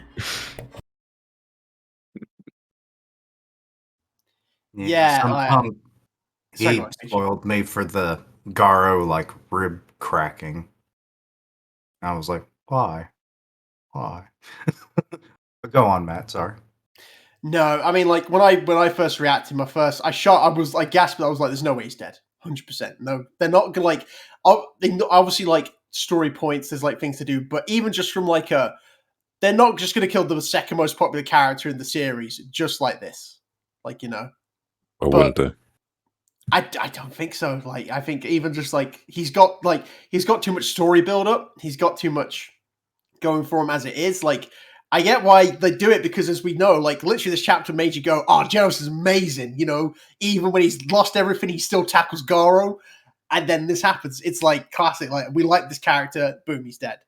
But it's also just the fact of also like cyborgs. They've come back before. Like the first death in the series was Jet Nice Guy, like, and he's come back since. Like he died to Deep Sea King. And then, like, yeah, Jet Nice Guy 2.0, he's now called. Yeah, he might have come back more as a cyborg. Exactly, yeah. Genos, we've seen him, like, beaten badly. And, like, well, this is definitely the worst. I mean, having his heart torn out and tossed to Saitama is pretty bad. Yo, for real, we got that. We got to see like Jet Nice Guy before and then after when he. Oh shit! Yeah, so he died in Deep Sea King. They said he was dead, and then he showed up again at the beginning of the monster raid as Jet Nice Guy 2.0. Wow. So like, I don't remember that guy. yeah, it's not. No, I remember Jet Nice Guy. I remember. He's not important. He was important to me because it was like, this is death in One Punch Man. Now Yeah. if someone's actually died, death can be a consequence. So when he showed up again, I was like, oh, so death isn't really as much of a consequence now. In One Punch Man. Lovely. Hey, can someone correct me if I'm wrong on this? Do we know how like Genos's humanity works? As in, like, is his soul in the core? Nah, so I think, correct me if I'm wrong, Matt, but I think the only organic matter we're aware that Genos has is his brain. I think it's got to be his brain. That's the only thing that, because everything else we've seen is all cyborg. It has to be his brain, right? Otherwise, not Genos anymore. Yeah, 'Cause he's typically his thinking. head doesn't get that injured, Mhm. Yeah, which is why it's like super valid as well. which has been Yeah. miraculously lucky on his part if it actually is his brain that's the only thing left. Yeah. Bro, we still got the core intact. We finna go to O'Reilly's real quick, get us a new body, we good. But then what does the dumbass do? He headbutts with a fucking rocket. Nah, he's It's sick like, of doing my that. He's one sick of vulnerable doing that spot, the only thing that makes me me, let me slam it Yeah. into your body. That's the key part with this chapter, which is even if Saitama was aware that, you know, as long as Genos' head is intact, we're all Gucci, it doesn't really matter if his core's taken out. The thing is, Genos is in such a bad state at the end of this chapter, it looks like even his head has been smushed in a bit. So there's an actual genuine concern where even if Genos is repaired and comes back, it might not be the entire Genos we know, and it might be the whole, you know, the trope within manga and anime, the whole amnesia thing. Any form of like head damage results in some form of an amnesia. So that would be interesting to see as well. Saitama might actually think he's dead, but we might actually think he's not going to come back the same because of how much damage he sustained. So even in that case, Saitama has a right to be completely pissed off, and I'd like to see exactly what form of Genos comes back. Yeah. Here's Like- the plot twist. Well, you go first, Matt. Sorry, just to finish off, because like my only gripe, this is why I say it's my gripe about this chapter, is because like when I read it, I was like, Genos isn't dead, and like as Satsuki's made the very valid point, because it's true, we know he's not dead. Saitama doesn't know that, but like I think a great fake out death makes everyone like think that they're dead. So the only way, like, I was trying to think if there's another way you could do this, like someone who else, like Saitama's like emotionally connected to like this, because like imagine like this exact same situation but with King. Like if like he punched through King, like I'm thinking he's dead. Like somehow he's going to come back, but he's dead. Saitama would still be pissed off because like you could still have the connection to like that conversation he had, where he's like, you know, just because you're strong doesn't make you the greatest hero, and like he still would have thought about this because like it still would have all applied. But I obviously get why Genos makes sense because it's about being late and he's got the history of Genos. But that to me was just in a way I'd probably go about it. But like we said, it's not necessarily about us at this point. It's about Saitama. Basically, what I was going to say was, what if the whole thing with, you mentioned the, like, a dent in his head or whatever, and how that might have messed with his mind in some way, if that is the organic part. I skimmed the wiki real quick. It didn't seem like it ever specifies. So I guess that's just been literal We are the headcanon. wiki, bro. We are the wiki, bro. Okay, then it's just headcanon then. But anyway, okay, if the whole thing of him being the mad cyborg actually is the truth, you know, that theory that's been prevalent forever, what if that actually gets reawoken? And it's like, it's not that he doesn't become something that he's not. What if he becomes what he once was? It knocks all the memories back.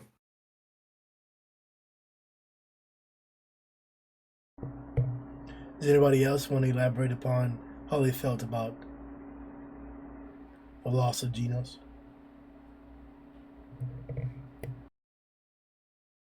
Actually, real quick, I noted this down like right at the beginning of the podcast, but I thought this is something for you guys to speculate on more than me. But isn't it kind of funny how Garou still hasn't actually killed anyone completely human? So the heroes have all collapsed, and the only one he actually goes for to push Saitama is Genos, and Genos happens to be like the least physically human character there. He's literally like 95% cyborg. Well, 95% machine, and then like 5% we think maybe his brain, but according to Keisha, not even his brain. So I thought that was interesting as well. He's literally killed the one guy that wasn't actually human. Yeah. I didn't realize that. Same. It's like I don't have the answer for this. That's why I don't buy that that's another point of why I don't buy that Genos is dead, because to me, either you're doing one or two things. Either you're killing Garou or you're not. It's that simple. You're killing him or you're not. If you're not killing him, you can't have him kill other characters. If that makes sense. You can't have him kill... To me, it doesn't make sense for Saitama to watch him kill Genos and leave him alive, because you've delved into the realm of monsters. You cannot come back. I know he made the promise with Tario, and maybe you can make this a question of, is it heroic or not, and this tests his morals. But I think this is bigger than being the hero. I think his personal feelings are going to be embedded in this fight, to where he's not going to think about the Tario promise at this point. See, but that's the part that, because I see that being the de facto passage or way it's gonna go. Like, that's what, like you pointed out, what matters here is not how we feel, it's how Saitama feels about seeing Genos' death. But as you're describing now, this is just gonna turn out to be a mental or moral dilemma for Saitama, if it gets to that point even, of whether he's gonna let loose and actually try and kill a Garou or hold restraint like he has normally. Because I'm not holding. That's why I asked in the beginning, when will Garou become irredeemable? Like, why is Bang still around?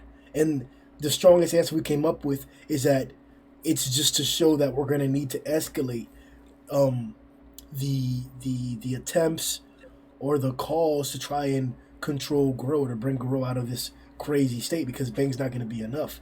But I don't think anything should be enough, especially with what just happened here. And yes, I'm biased because I'm considering my feelings towards the situation, no homo, and not Saitama's. But realistically, all we're gonna get from this is Saitama deciding whether he's gonna kill or not. And I don't care for that. I know you don't do that. I already know that. That's. I don't want to say this is like some childish stuff, but this is the problem that I was having with reading shonen. This is why I don't read shonen anymore. There are no stakes. And yes, I get it. People weren't even clowning me, or clowning us in general. Like, whenever we ask for death, we get it, and we're still not satisfied. It's because of how it's given to us. There's clearly no intention of actually killing these characters. You need death. And it's not like there isn't media out there that actually does this, that actually kills main characters, or characters that are being positioned to play gigantic, important, influential roles in the storyline are killed. And then their part that they're playing is not playing. Is not playing that part. That's the part that they play in the storyline. The fact that they are not there, that their absence is what affects the storyline more than their actual presence. So you can do it. There's plenty of ways to do that. But when we don't do that, when we adhere to some ideology of oh, heroes just don't kill, okay. But that takes away from it, in my opinion. Just thinking about that whole philosophy of like characters essentially having plot armor, and we kind of excuse that. It makes me appreciate series that kind of just throw that to the wayside. Like, I'll never forget watching Game of Thrones for the first time. Watching this is spoilers for anybody who has watched Game of Thrones, at least season 1 spoilers. You haven't seen this, Steve-O? Oh, I've seen it all. Okay. It's just season 1 spoilers. I never forget watching episode 9, and with the whole Ned execution, I didn't believe it, because it ended with the swing. It ended with the swing, and then you just like hear birds or whatever. I didn't believe it. You didn't believe it. I'm thinking somebody next episode finna come through like Ichigo, stop the blade. I got you, father. Next episode, his head was on a pike. I said what? I said you can do that? That was actually the original draft for episode 10. It was going to be Ichigo was going to show up and save Ned. I got you, Ned. You're such an honorable man. Start playing, and then we're going to be like,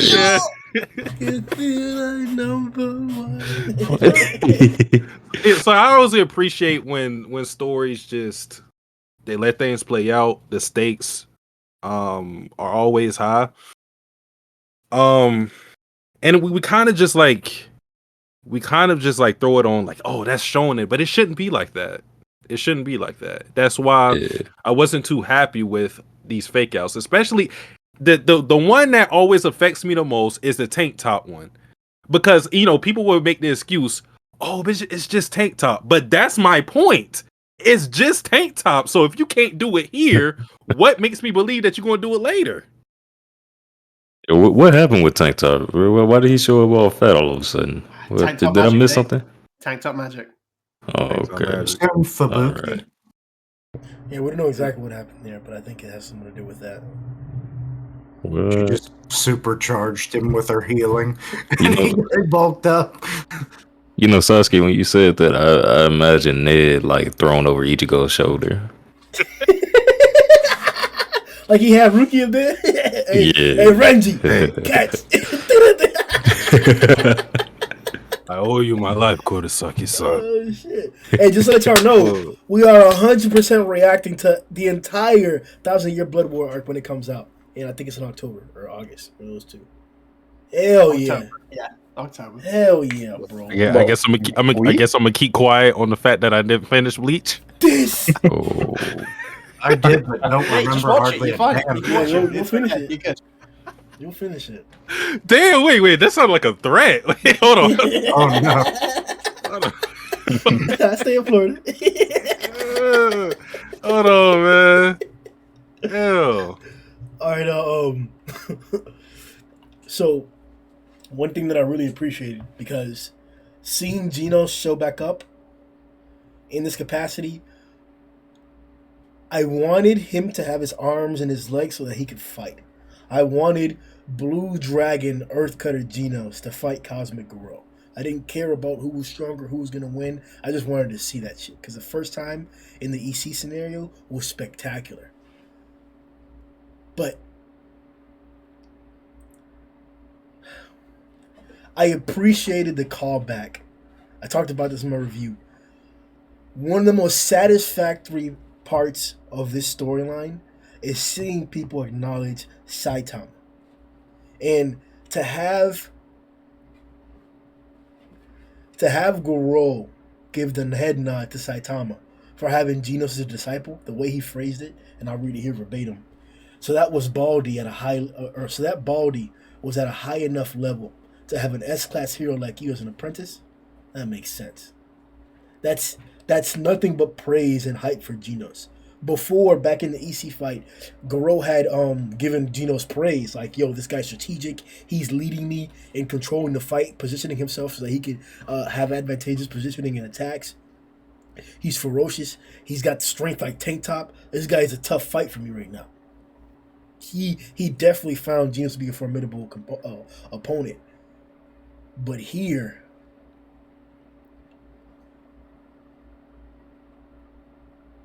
I fucked with it, bro. It's like, especially looking back on the chapter with what we know happened to Genos, what we know Saitama's feeling right now, for Garou to say this means a lot.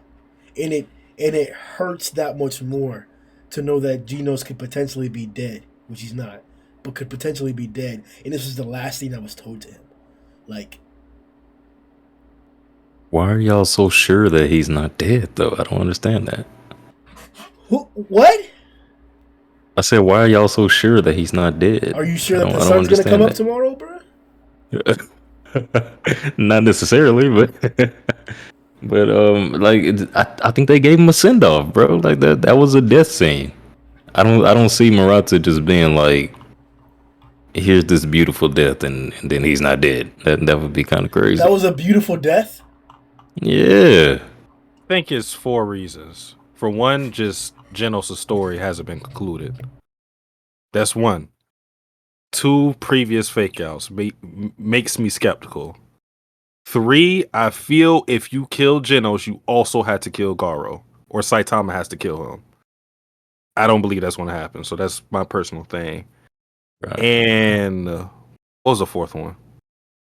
What was the 4th one I just had in my head? I can't think of the Genos 4th gets one. wrecked Read it. all the time. Oh, yes, because he has a robotic body. I feel like this was done to Genos because not only because of what it means to Saitama and what it would do to him with this fight, as far as the mentality, it's also because Genos would be one of the few people who could come back from this realistically without us having the tank top situation. But I think that's why he took his core, though. But my thing is, if he crushed it, then I would be on the side of he's probably Yeah, dead. because even Saitama's even cradling here in the serious punch pattern that we see. He's even cradling it while he's throwing a punch there. So the fact that we're seeing more angles of the core like this intact and with shape, the fact that we saw the entirety of the core intact, that's one of the biggest reasons that I have doubt that Genos is dead indefinitely. Oh, so what you think he's going to have like a little display of it, like in Iron Man, with his old arc reactor, and it got put in glass box? Yeah, that'd be cool.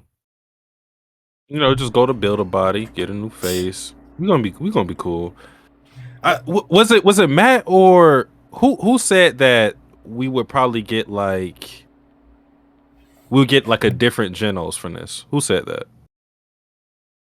That was me, I think. Yeah, Okay, yeah. that was me.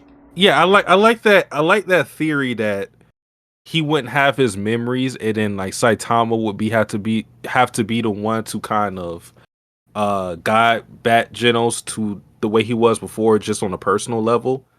Like, because then that will give more credence to his just ability to know somebody, especially Genos being his pupil. So I think that's a fine route to take. And like I said, I wouldn't be mad at a fake out death with Genos, because I think the important thing in it right now is just what does this mean for Saitama? And by his face, hey, Garou, it's up for you, boy. You had a little fun run. You can get about like 3 more chapters at best, but you about to get your ass beat. I'm about to tell you that right now. Oh, I didn't even Just notice before. that. Page 21, or excuse me, chapter 21, page 98, the Kubati version. It's the meteor chapter. 98. Chapter meteor chapter. Or what the fuck? The chapter of the meteor, giant meteor attack. And when you look at the core, colored and in detail, there's like an energy ball being maintained. And there's like 3 or 4 projectors that are I guess producing this energy that's at the center of Genos' core. While in the chapter here, where Saitama's holding Genos' core in his hand, it's blank, dark, and empty. There's no light in the center. You can't see it at all whatsoever. So I think that is a strong indication of what we're talking about here, the difference that we're talking about here. That could be a key difference. The fact that there's no energy inside of it. There's no light. So he's out. Yeah, he's out in terms of the core has no energy being supplied to it right now. Every other time we've seen the core has been in a self-destruct scenario, I think. So Genos has been, I'm going to self-destruct now. I think that's for the meteor. It was for Elder Centipede. There may have been one against Sayorochi, maybe? I think. Can't remember about that one. Not sure about that one. Wouldn't But every other surprise time, me. He always ready to blow up. but every other time it's been connected to him in some way. This is the only time the core is actually disconnected from him, so it's not going to be lit up. But it's still intact. Just looking up something about Genos' core, it's actually a nuclear reactor as well. So with like the way they could is generally like with just the nuclear. I don't know how nuclear reactors work really, but like with this almost nuclear energy in the area as well, is it going to be like a stasis of some kind where like normally, yeah, if you remove the core, that would kill him. But because there's all this energy around, like basically you could put it back in and it's like a standby mode rather than death. I don't think that's how reactors work. Yeah, like I don't have a clue how the reactors work, mate. It's just like that could be something they could do, because just the fact it's a nuclear reactor and there's all this nuclear energy, like if they want to use something there, I think that could be. Yeah, I think it's heavily dependent for me, because his core for me, the way I understood it, is just kind of like a phone battery. So you take the battery out, phone's dead for now, until you replace the battery, until you put the core back in. So long as his brain is okay, going under my previous assumption, like Kishin said before, we're not too sure about that one. But I was actually looking at it on like page 36. His brain don't even look like it's in good condition at the moment, because like I think 3/4 of his head is missing. So I don't know. I feel like yeah. Oh, shit. Yeah, it ain't looking pretty in that panel, that's for damn sure. Yeah, he looking kind of gloopy, and not in the good way. He kind of looks like a robot zombie right now. You know, yeah, that's you know what this reminds me of?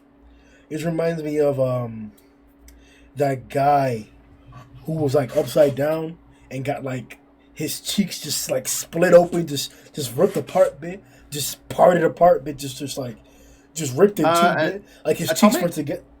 What? Yeah, I remember that. Yeah. Yeah. I think you mispronounced the My Mask. That's what you really meant. He reminds me of that. That's how messed or fucked he looks. Well, he got his eye tongued. I don't remember his cheeks getting split. His eye tongued? You don't remember? Somebody was licking in his eye? Oh, that's right. Yeah, Dos Ass. He was like, got up in that bitch, bro. That's exactly how. I don't think we need a visual representation. We could have just read the chapter. This is the downfall of having the cameras on. You can see all of our bullshit. All right, so we kind of pushed past the No, did we already talk about the great? No, we didn't talk about the greatness of it. Let's do it.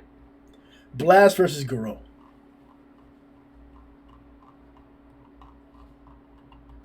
Was this the best exchange we've had in the series outside of a Saitama fight? Nah. No. Ooh. Let's hear it. It was impressive. You talking about as far as action? Yeah, like I'm talking about like not necessarily a full fight. I'm basically saying don't exclude any encounter that we've seen because it was short or anything like that. Like Bomb versus Garou counts. Deep Sea versus Lightning Max counts. Like what's the best exchange or the best sequence of combat we've seen in the series? Is this it? Maybe. What have we had?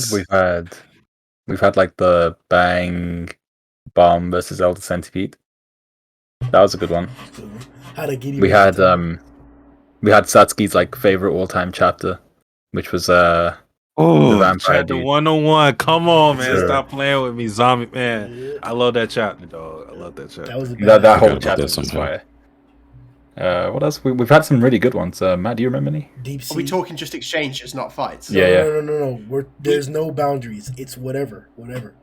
Oh, I mean, like, Deep Sea had so many. His fight against Sonic alone was sick. Like better than this.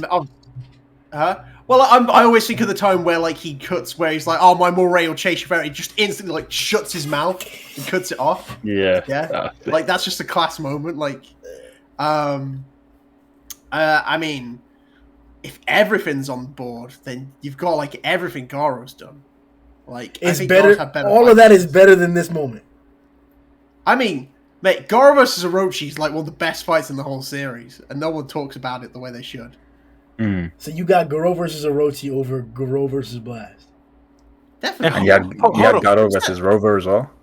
I was about to say that, Grim. Yeah. Out of all shit, you the one that hypes up that moment the most, and I love it too. But when Rover showed up, bro, what I love about some characters, no talking. Rover pulled up. Fuck you doing at my doghouse, boy? But don't get me wrong, I'm not downplaying any of those fights. I'm just surprised because we just saw a motherfucker like do y'all not realize the strategy? Like, I had to reread this fight like 5 or 6 times, and I'm still not even sure if our perceptions of what happens is gonna be the same.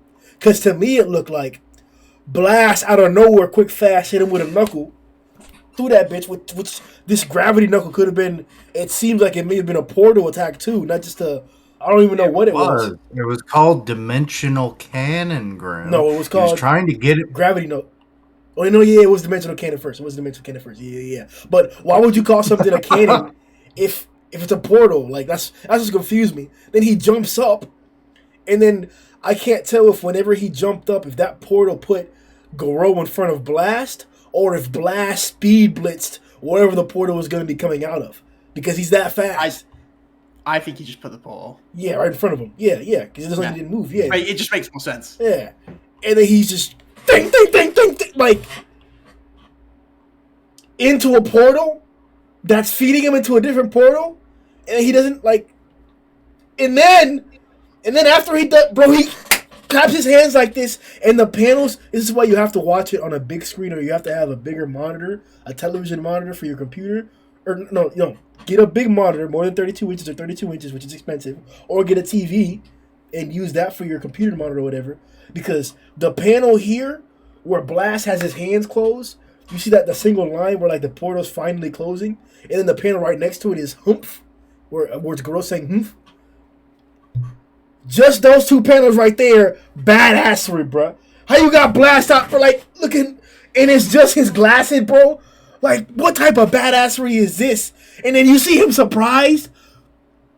This is one of the most coolest, most badass looking niggas in the whole series. And he's surprised mid-combat at this high level? How is this not greater than Garou versus Orochi? I have no comparisons for Garou and Orochi to this whatsoever. And this is shorter, way shorter than that. See, the thing with... I agree with you in terms of display of power and display of like pure ability. This is going to be above everything we've seen so far, just in terms of display of power and ability. But in terms of the actual choreography of the fight, the flow of the fight, what you actually get to see, the exchanges, I feel like there are quite a few fights which rank above this just because of how it actually plays out, how it in terms of the fluidity of the fight, choreography, all that type of stuff. So that's why I think, I'm not sure about the other guys, but that's definitely how I'd feel about it. Yeah, I agree with you on that, Sundown. And something that Sundown didn't say with that, because that's a factor, because really, like, how you feel about a fight, there's a lot of different factors that goes into it. One thing that always affects me is the emotional value in a fight. This is why a fight, I know I keep referencing different series, but this is why a fight like Luffy versus Usopp, where it's not like it's not the best technical fight that you'll see, but I love that fight, and it's my favorite fight in that series, not because of what they were doing and the hands that were being thrown, even though like it was still cool what Usopp was doing. It's the emotional weight of that fight. I was sad watching that fight, like, yo. Sad. I swear to God, I cried. I rewatched it on YouTube and I cried, man. Just clips and I cried, man. Like, and to me, the emotional value is something that weighs more on me than, of course, everything else is the choreography, everything else that's important in it. But that's why, to me, one of the best fights in this series is still Garou versus Bane, because of the dynamic they have, what Garou has been working towards, what Bane has been working towards, and that all coming to a head and it hitting on all cylinders. I believe that's bare minimum a top 5 fight in the series, honestly. I gotta disagree with Sundown in particular because of the choreography and the creativity that you mentioned. Now, we've talked about the different dynamics that we've seen in these different fights, bro. Like, from the panda to where Genos jumps on EC's back, and then you just see him firing off cannons as he's running down him. Iconic, bro. to the any just like Matt said, any deep sea exchange was that thing, man. Pooty versus deep sea, iconic to this day, bro. To this day, any Pooty panel is that thing where he's in there mid combat bit, just cutting loose. That thing, bro. Don't get me wrong. But in regards to choreography, I'm still holding Garou and Bomb up above a lot of the rest of these fights, because when I say exceptional choreography, I mean where I get to see every single action and the result of every single action and the other character's reaction to those results in every single panel, to where if we are skipping actions in panels, it's not that much. I can assume what the next action is from that panel there.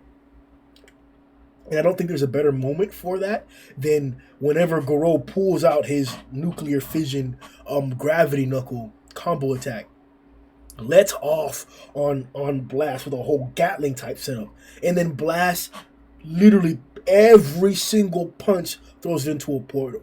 There's no panel skipped there. It was just so badass. That's what made this sequence here to me. That's what topped it off. That was the exclamation mark at the end. The fact that he was able to do that. Every single one of his punches. It's not like these were beams. It's not like they were rods or anything like that. These were straight up punches that he basically just redirected out of nowhere with his portals. That type of choreography, especially with the strategy that he employed earlier on in the fight, with the whole portal sequences that we had clarified earlier on, those are two principles that you guys mentioned that I think are top notch, better than almost any of the other fights we've seen. Like I said before, there are some given exceptions, but like, I really feel like y'all are downplaying how spectacular this exchange was. Yeah, so I do think the portal aspect of Blast is super creative and super unique, especially to this fight. I don't think we've seen anything like that in any of the other fights. But actually, even thinking about it, the Flashy versus the two ninjas fight, even that, when we first saw that and the speed feats and things like that, that was insane, dude. And the choreo we got from that, seeing how fast Flashy is, all the rocks falling while they're midair and all that type of stuff, and then them getting resurrected and all that type of stuff, that was insane. And then once again, the emotional value, Flashy having a history with these guys before, in terms of them being from the same village as him, and then it was like even things like the setting as well. So Flashy and the two ninjas are fighting in that cavern. They had the rocky aspects, the high bridges and everything. They had the water at the bottom. With deep sea, it was raining at the time, so he looked monstrous. It was sick. The atmosphere was amazing.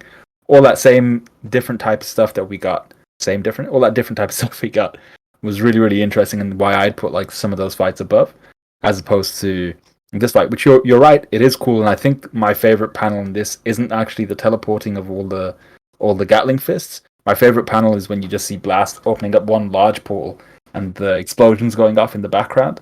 That was just sick.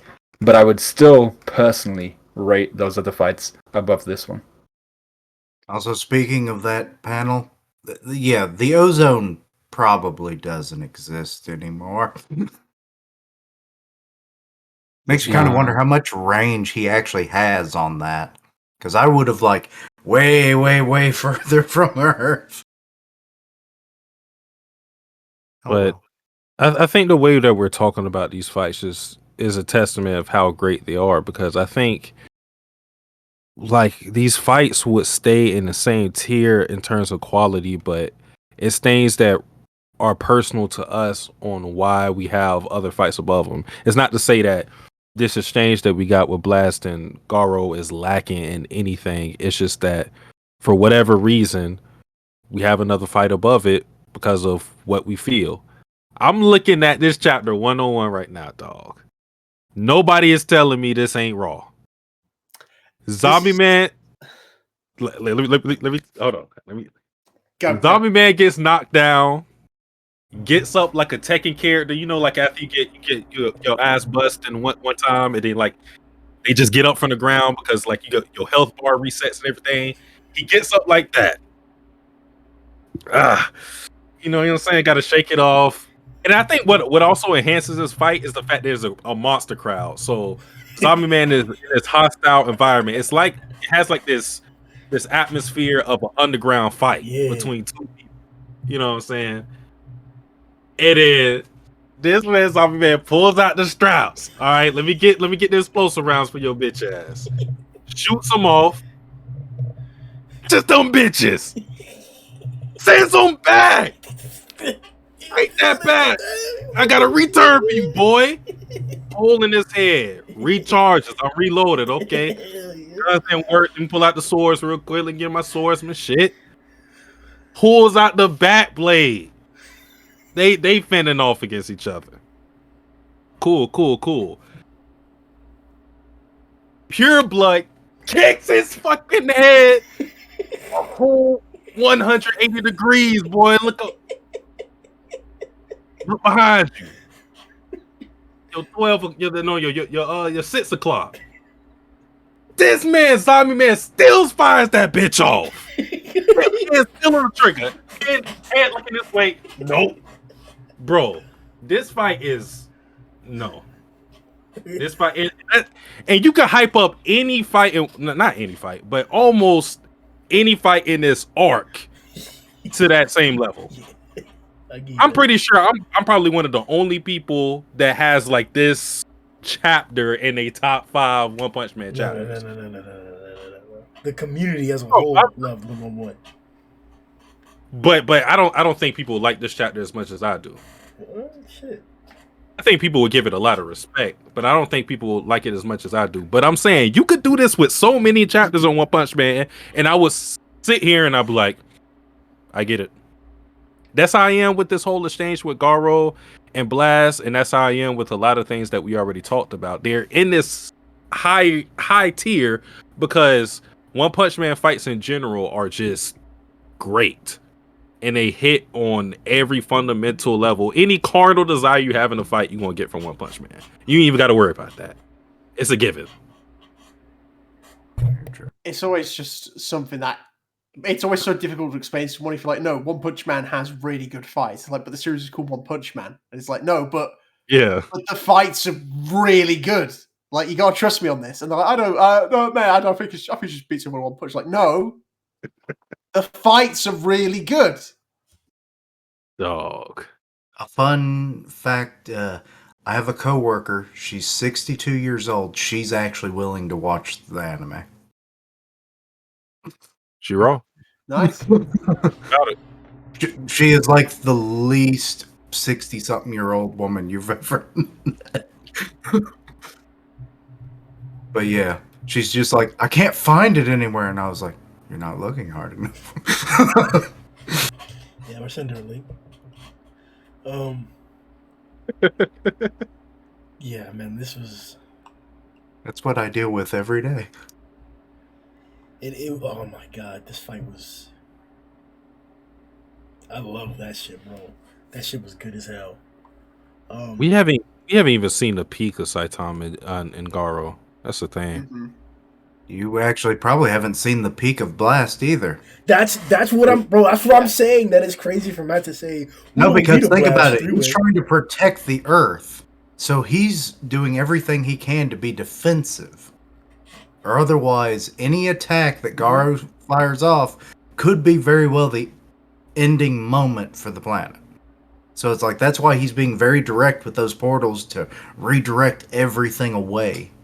So it's like, this is probably not even like his strongest offensive capabilities. I didn't think about that, but that's a good point.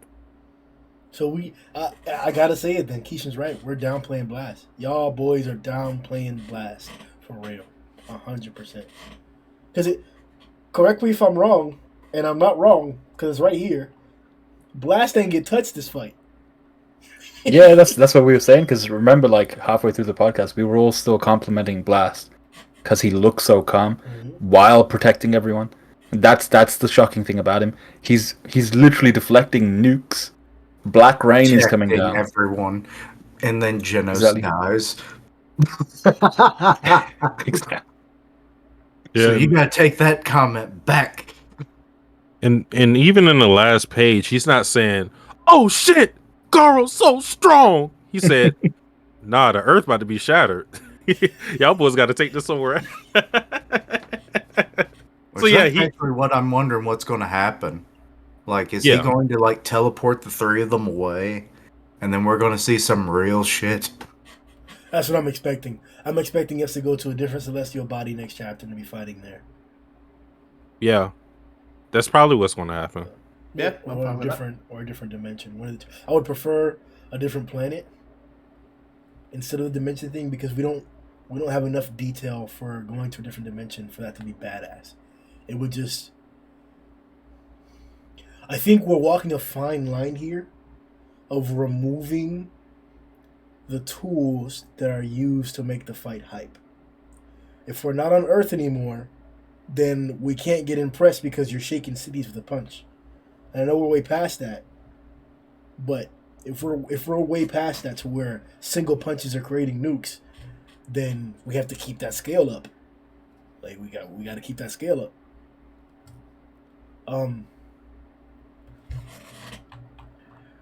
Now that we've addressed the most important part of the chapter, or one of the most important part of the chapter, which was the fight, probably the best panel of the chapter, arguably, and I mean arguably, is page 33. Blast squared up in front of Garou, and Caped just arrived. I didn't expect it. I didn't anticipate it. I thought Saitama wasn't going to come back for a few more chapters. I thought that this was just going to be a shocking part for the end of this chapter, and that we'd continue with the blast fight until Saitama showed up later on. He'd see Genos' body and then go berserk. But he showed up right away. What did you feel? What did you think? What went through your head when you saw Saitama on page 33? Hey, that's it. That's your ass. That's it. When he showed up, I said, "That's it for you, Garou." Shit's been fun. I expect you to have, because it's not going to. The fight's not going to end in one chapter unless Murata pulls a 100 piece or something like that. Because I feel like we deserve that if you're going to do it in one chapter. But no, I was just like, yo, we're going to see a completely different Saitama, bro. Because this doesn't have anything to do with the threat anymore. It's about the emotional impact.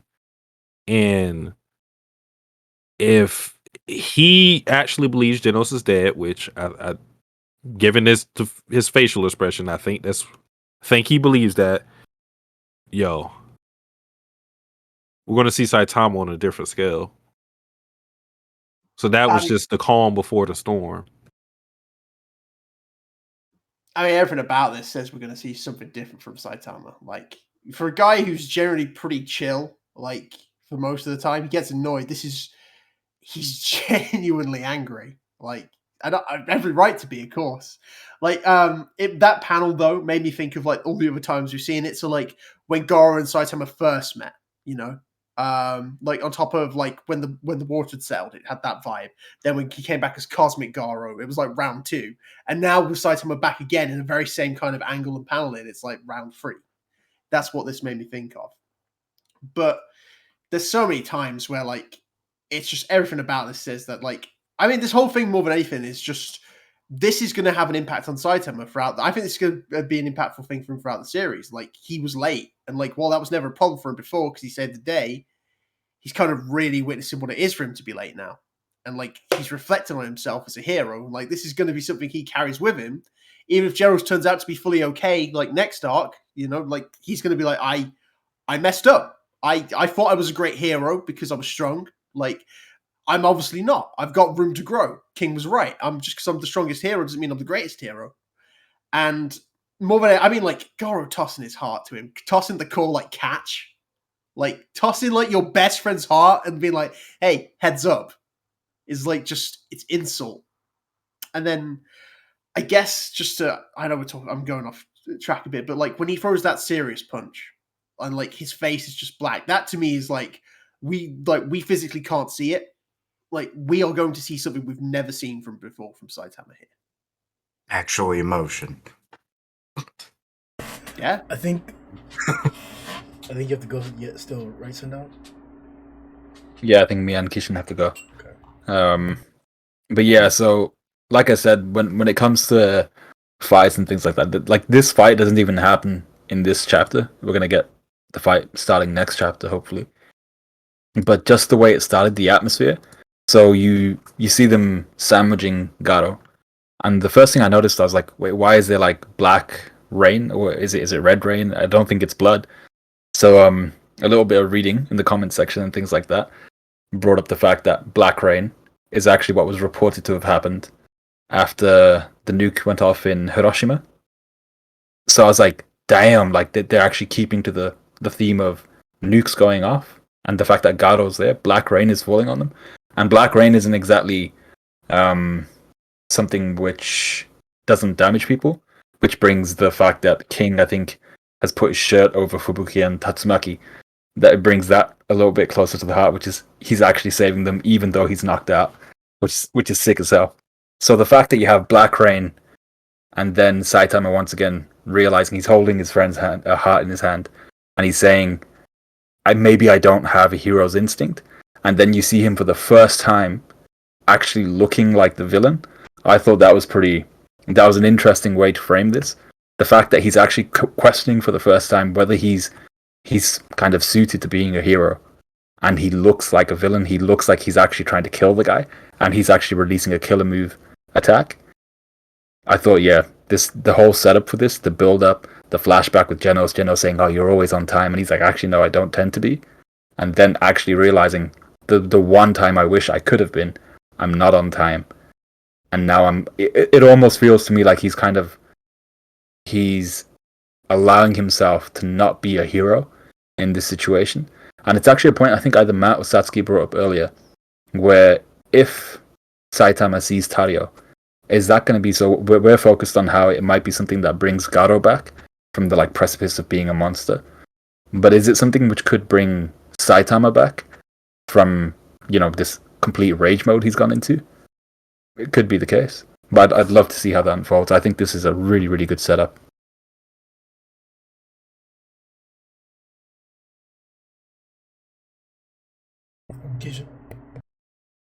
Okay, my first thought when I saw the whole like Saitama in the rain and everything, and I was like, oh my god, it's that one scene from The Simpsons where it's like Nelson got punched and it's like, you made me bleed my own blood, and I was like, wait, that's not his blood. He never got injured. What the hell is this shit?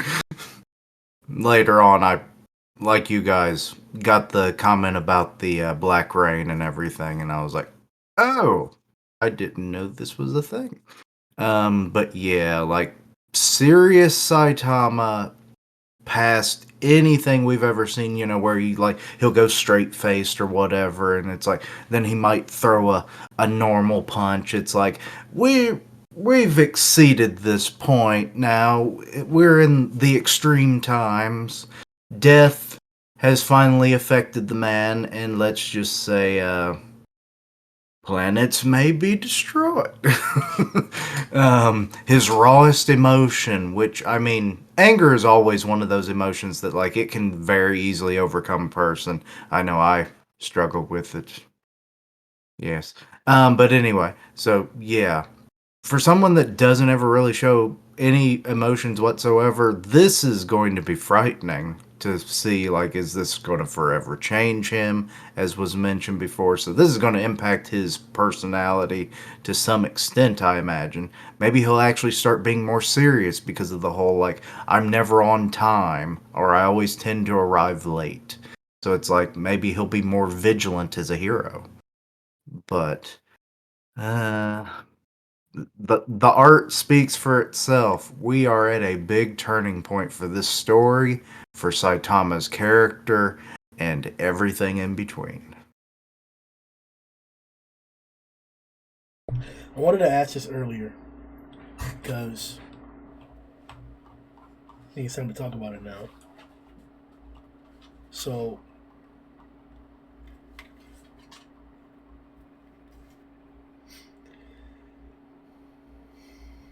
Matt mentioned earlier that we're going to see something new from Saitama. Not even just like angry. That seems exaggerated too. He's not that much more emotive face-wise than he is normally. He's just very serious. Killer move right away too. Oh, he's angry. Sure, fine. We'll use the word angry. Sure. No, I mean that one where he goes to throw the punch, and it's like his face is all blacked out. Yeah. White. Sure. This boy be angry. Sure. Whatever the case is, fine. Does it take away from this new thing, this new action that we're going to see from Saitama? Something new, as Matt put it? Is that like dampened by the fact that Garou's going to try and copy it? Or that Garou is copying it? I've seen, not only on Reddit, not only for myself, but on Facebook and Discord too, people questioning how it is that Garou is going to be copying power, like physical power. We've just seen him copy an ability, which I think Matt tried to allude to that it was technology. Which I don't know. I don't know if that has or hasn't been confirmed or not. I have heard other people say that as well. So, are we talking about Garou potentially copying or being able to copy technology? He's copying abilities, techniques, but now he's copying physical strength because Saitama doesn't have magic. Saitama doesn't have like some special superpower or special super ability. It's super strength. So how are you copying strength? That's just one question. The real question is, or the overarching question is, does the fact that he's copied his serious punch when he's angered, enraged, as Kishin put it, does that take away from the emotional impact that Saitama's going to bring in the next chapter? Does it dampen the effects? Like, does it mean anything to you? How do you feel? It'd be interesting to see how he adapts to it because I always found it weird that he is like copying power basically, essentially, because Saitama doesn't have any special technique to where you could replicate it and you're going to bring about the same power. So he has to be copying power if he wants to fight on par with Saitama in this exchange. So, but I think like this will be interesting just to see how Saitama adapts to it. Because if Garou ends up matching him, how is he going to overcome that? You know what I'm saying? Is his anger going to overcome that? Is it going to be to a point to where like he's so mad and like the power the punch is so powerful that even Garou can't replicate that? If it comes to a point like that, then that would be intriguing. I don't think Garou copying it would dampen anything that goes on in the fight at all, because at the end of the day, Saitama still threw the bitch, and we've never seen him push to this level before. So I don't think anything that Garou does is going to dampen it. But I guess I see your point, because then it would kind of, you don't really get to see the full effects of it the way you would with other monsters. But that's why I said if he's able to overcome even the copying, you know, the whole replicating it, then yeah, it'll be cool for sure. See, that's where I think Garou's downfall is going to be. I think he can copy techniques. That's fine. There's no, like, Saitama's strength, though, is so vast, I don't think he can copy that. Like, there's such, like, everything we've seen from Saitama, there's never been, like, anyone who's come close to him physically, and I don't think Garou's going to either. Like, I think that's where the difference is. You can copy a serious punch. Doesn't mean you can't put the same force behind it. You know, you've copied the technique perfectly. You're throwing a serious punch, but Saitama's is going to hit harder than yours is. Like, that's how I see this fight's going to go now, because... Sorry, I forgot what I was going to say. That I think... I can't... This is speculation, so I can't say anything. That's fine. If you got an opinion, mate, please say. Like, it's just, like I said, we're all speculating on stuff. No, but, like, that... You go. No, you go. Go ahead, finish. Okay, like there's like I said, in terms of new, I would imagine there's going to be a new technique we see. I'd imagine like we're going to see a new serious move. But I just can't see. That's the reason I think we're at this point now. I'm gonna say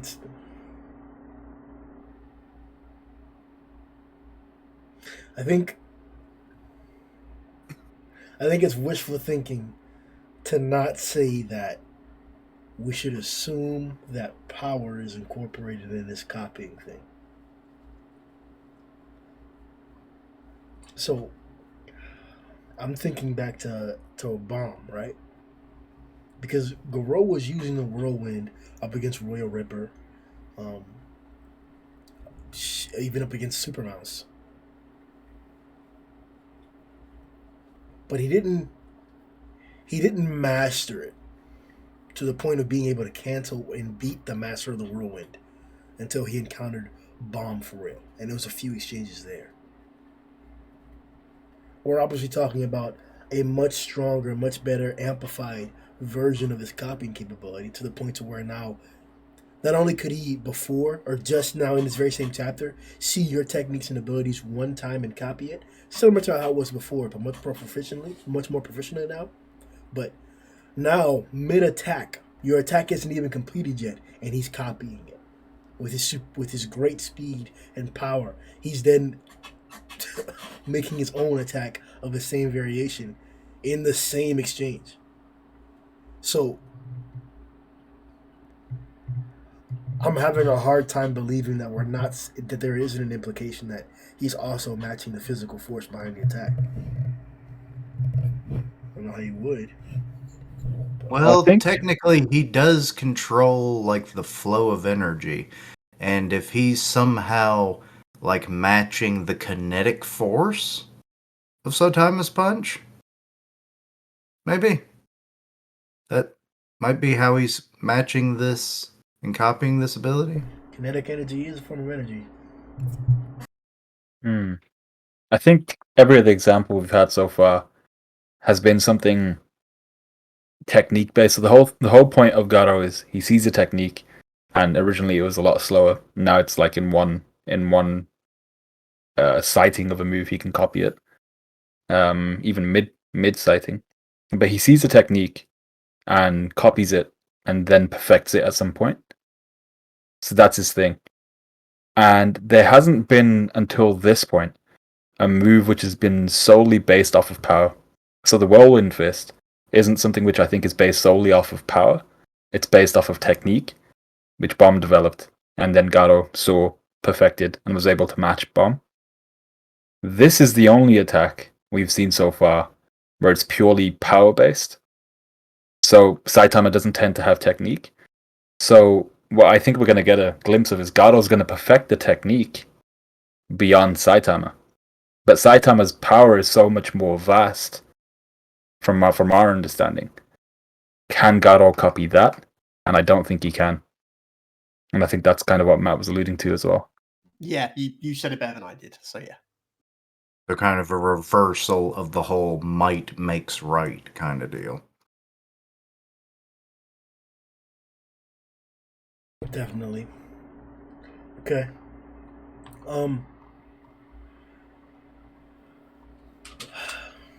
So, serious punch exchange angered, enraged Saitama. The death of Genos. Garou versus Blast. And the death, potentially, of all the S-Class. This chapter was spectacular. Spectacular.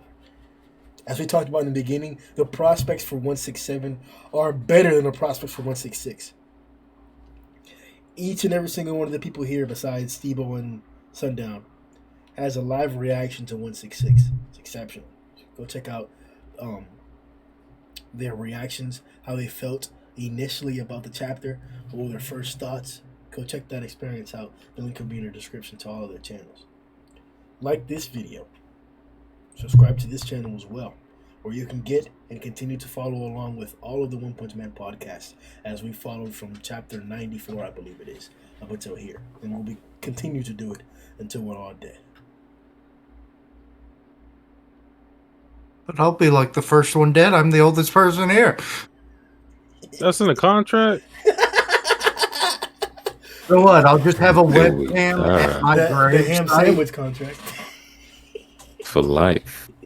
Oh yeah, that's what we'll have. We'll just have a live feed at my cemetery plot, and it's just like, "What do you say, Keishan?" And it's like, "Oh yeah, he's dead. I forgot he died like 10 years ago. Fuck." One Punch be going on that long. It's fucking. I mean, One Piece. The end of One Piece does give hope towards ending long-running mangas, but we'll see how long that takes. Probably another, You say that there's decade. manga. There's manga way longer. Oh yeah, I know. Like was it Detective Conan is longer than that, right? Oh, that's not even the only one. Oh, junk. I know. There's Well, how's some it that gonna- are like 7,000. What? Yeah, they've been running for like 40 years. Manga? Yes, and anime is, if I remember right, as well. Yeah, I'm not watching everyone's that. like, "Oh, One Piece is so old. It's so long. No one will ever finish it." It's like, well, try and finish some of these. Stay tuned for the for 167, boys. Like the video, subscribe. We'll see y'all soon. Yo!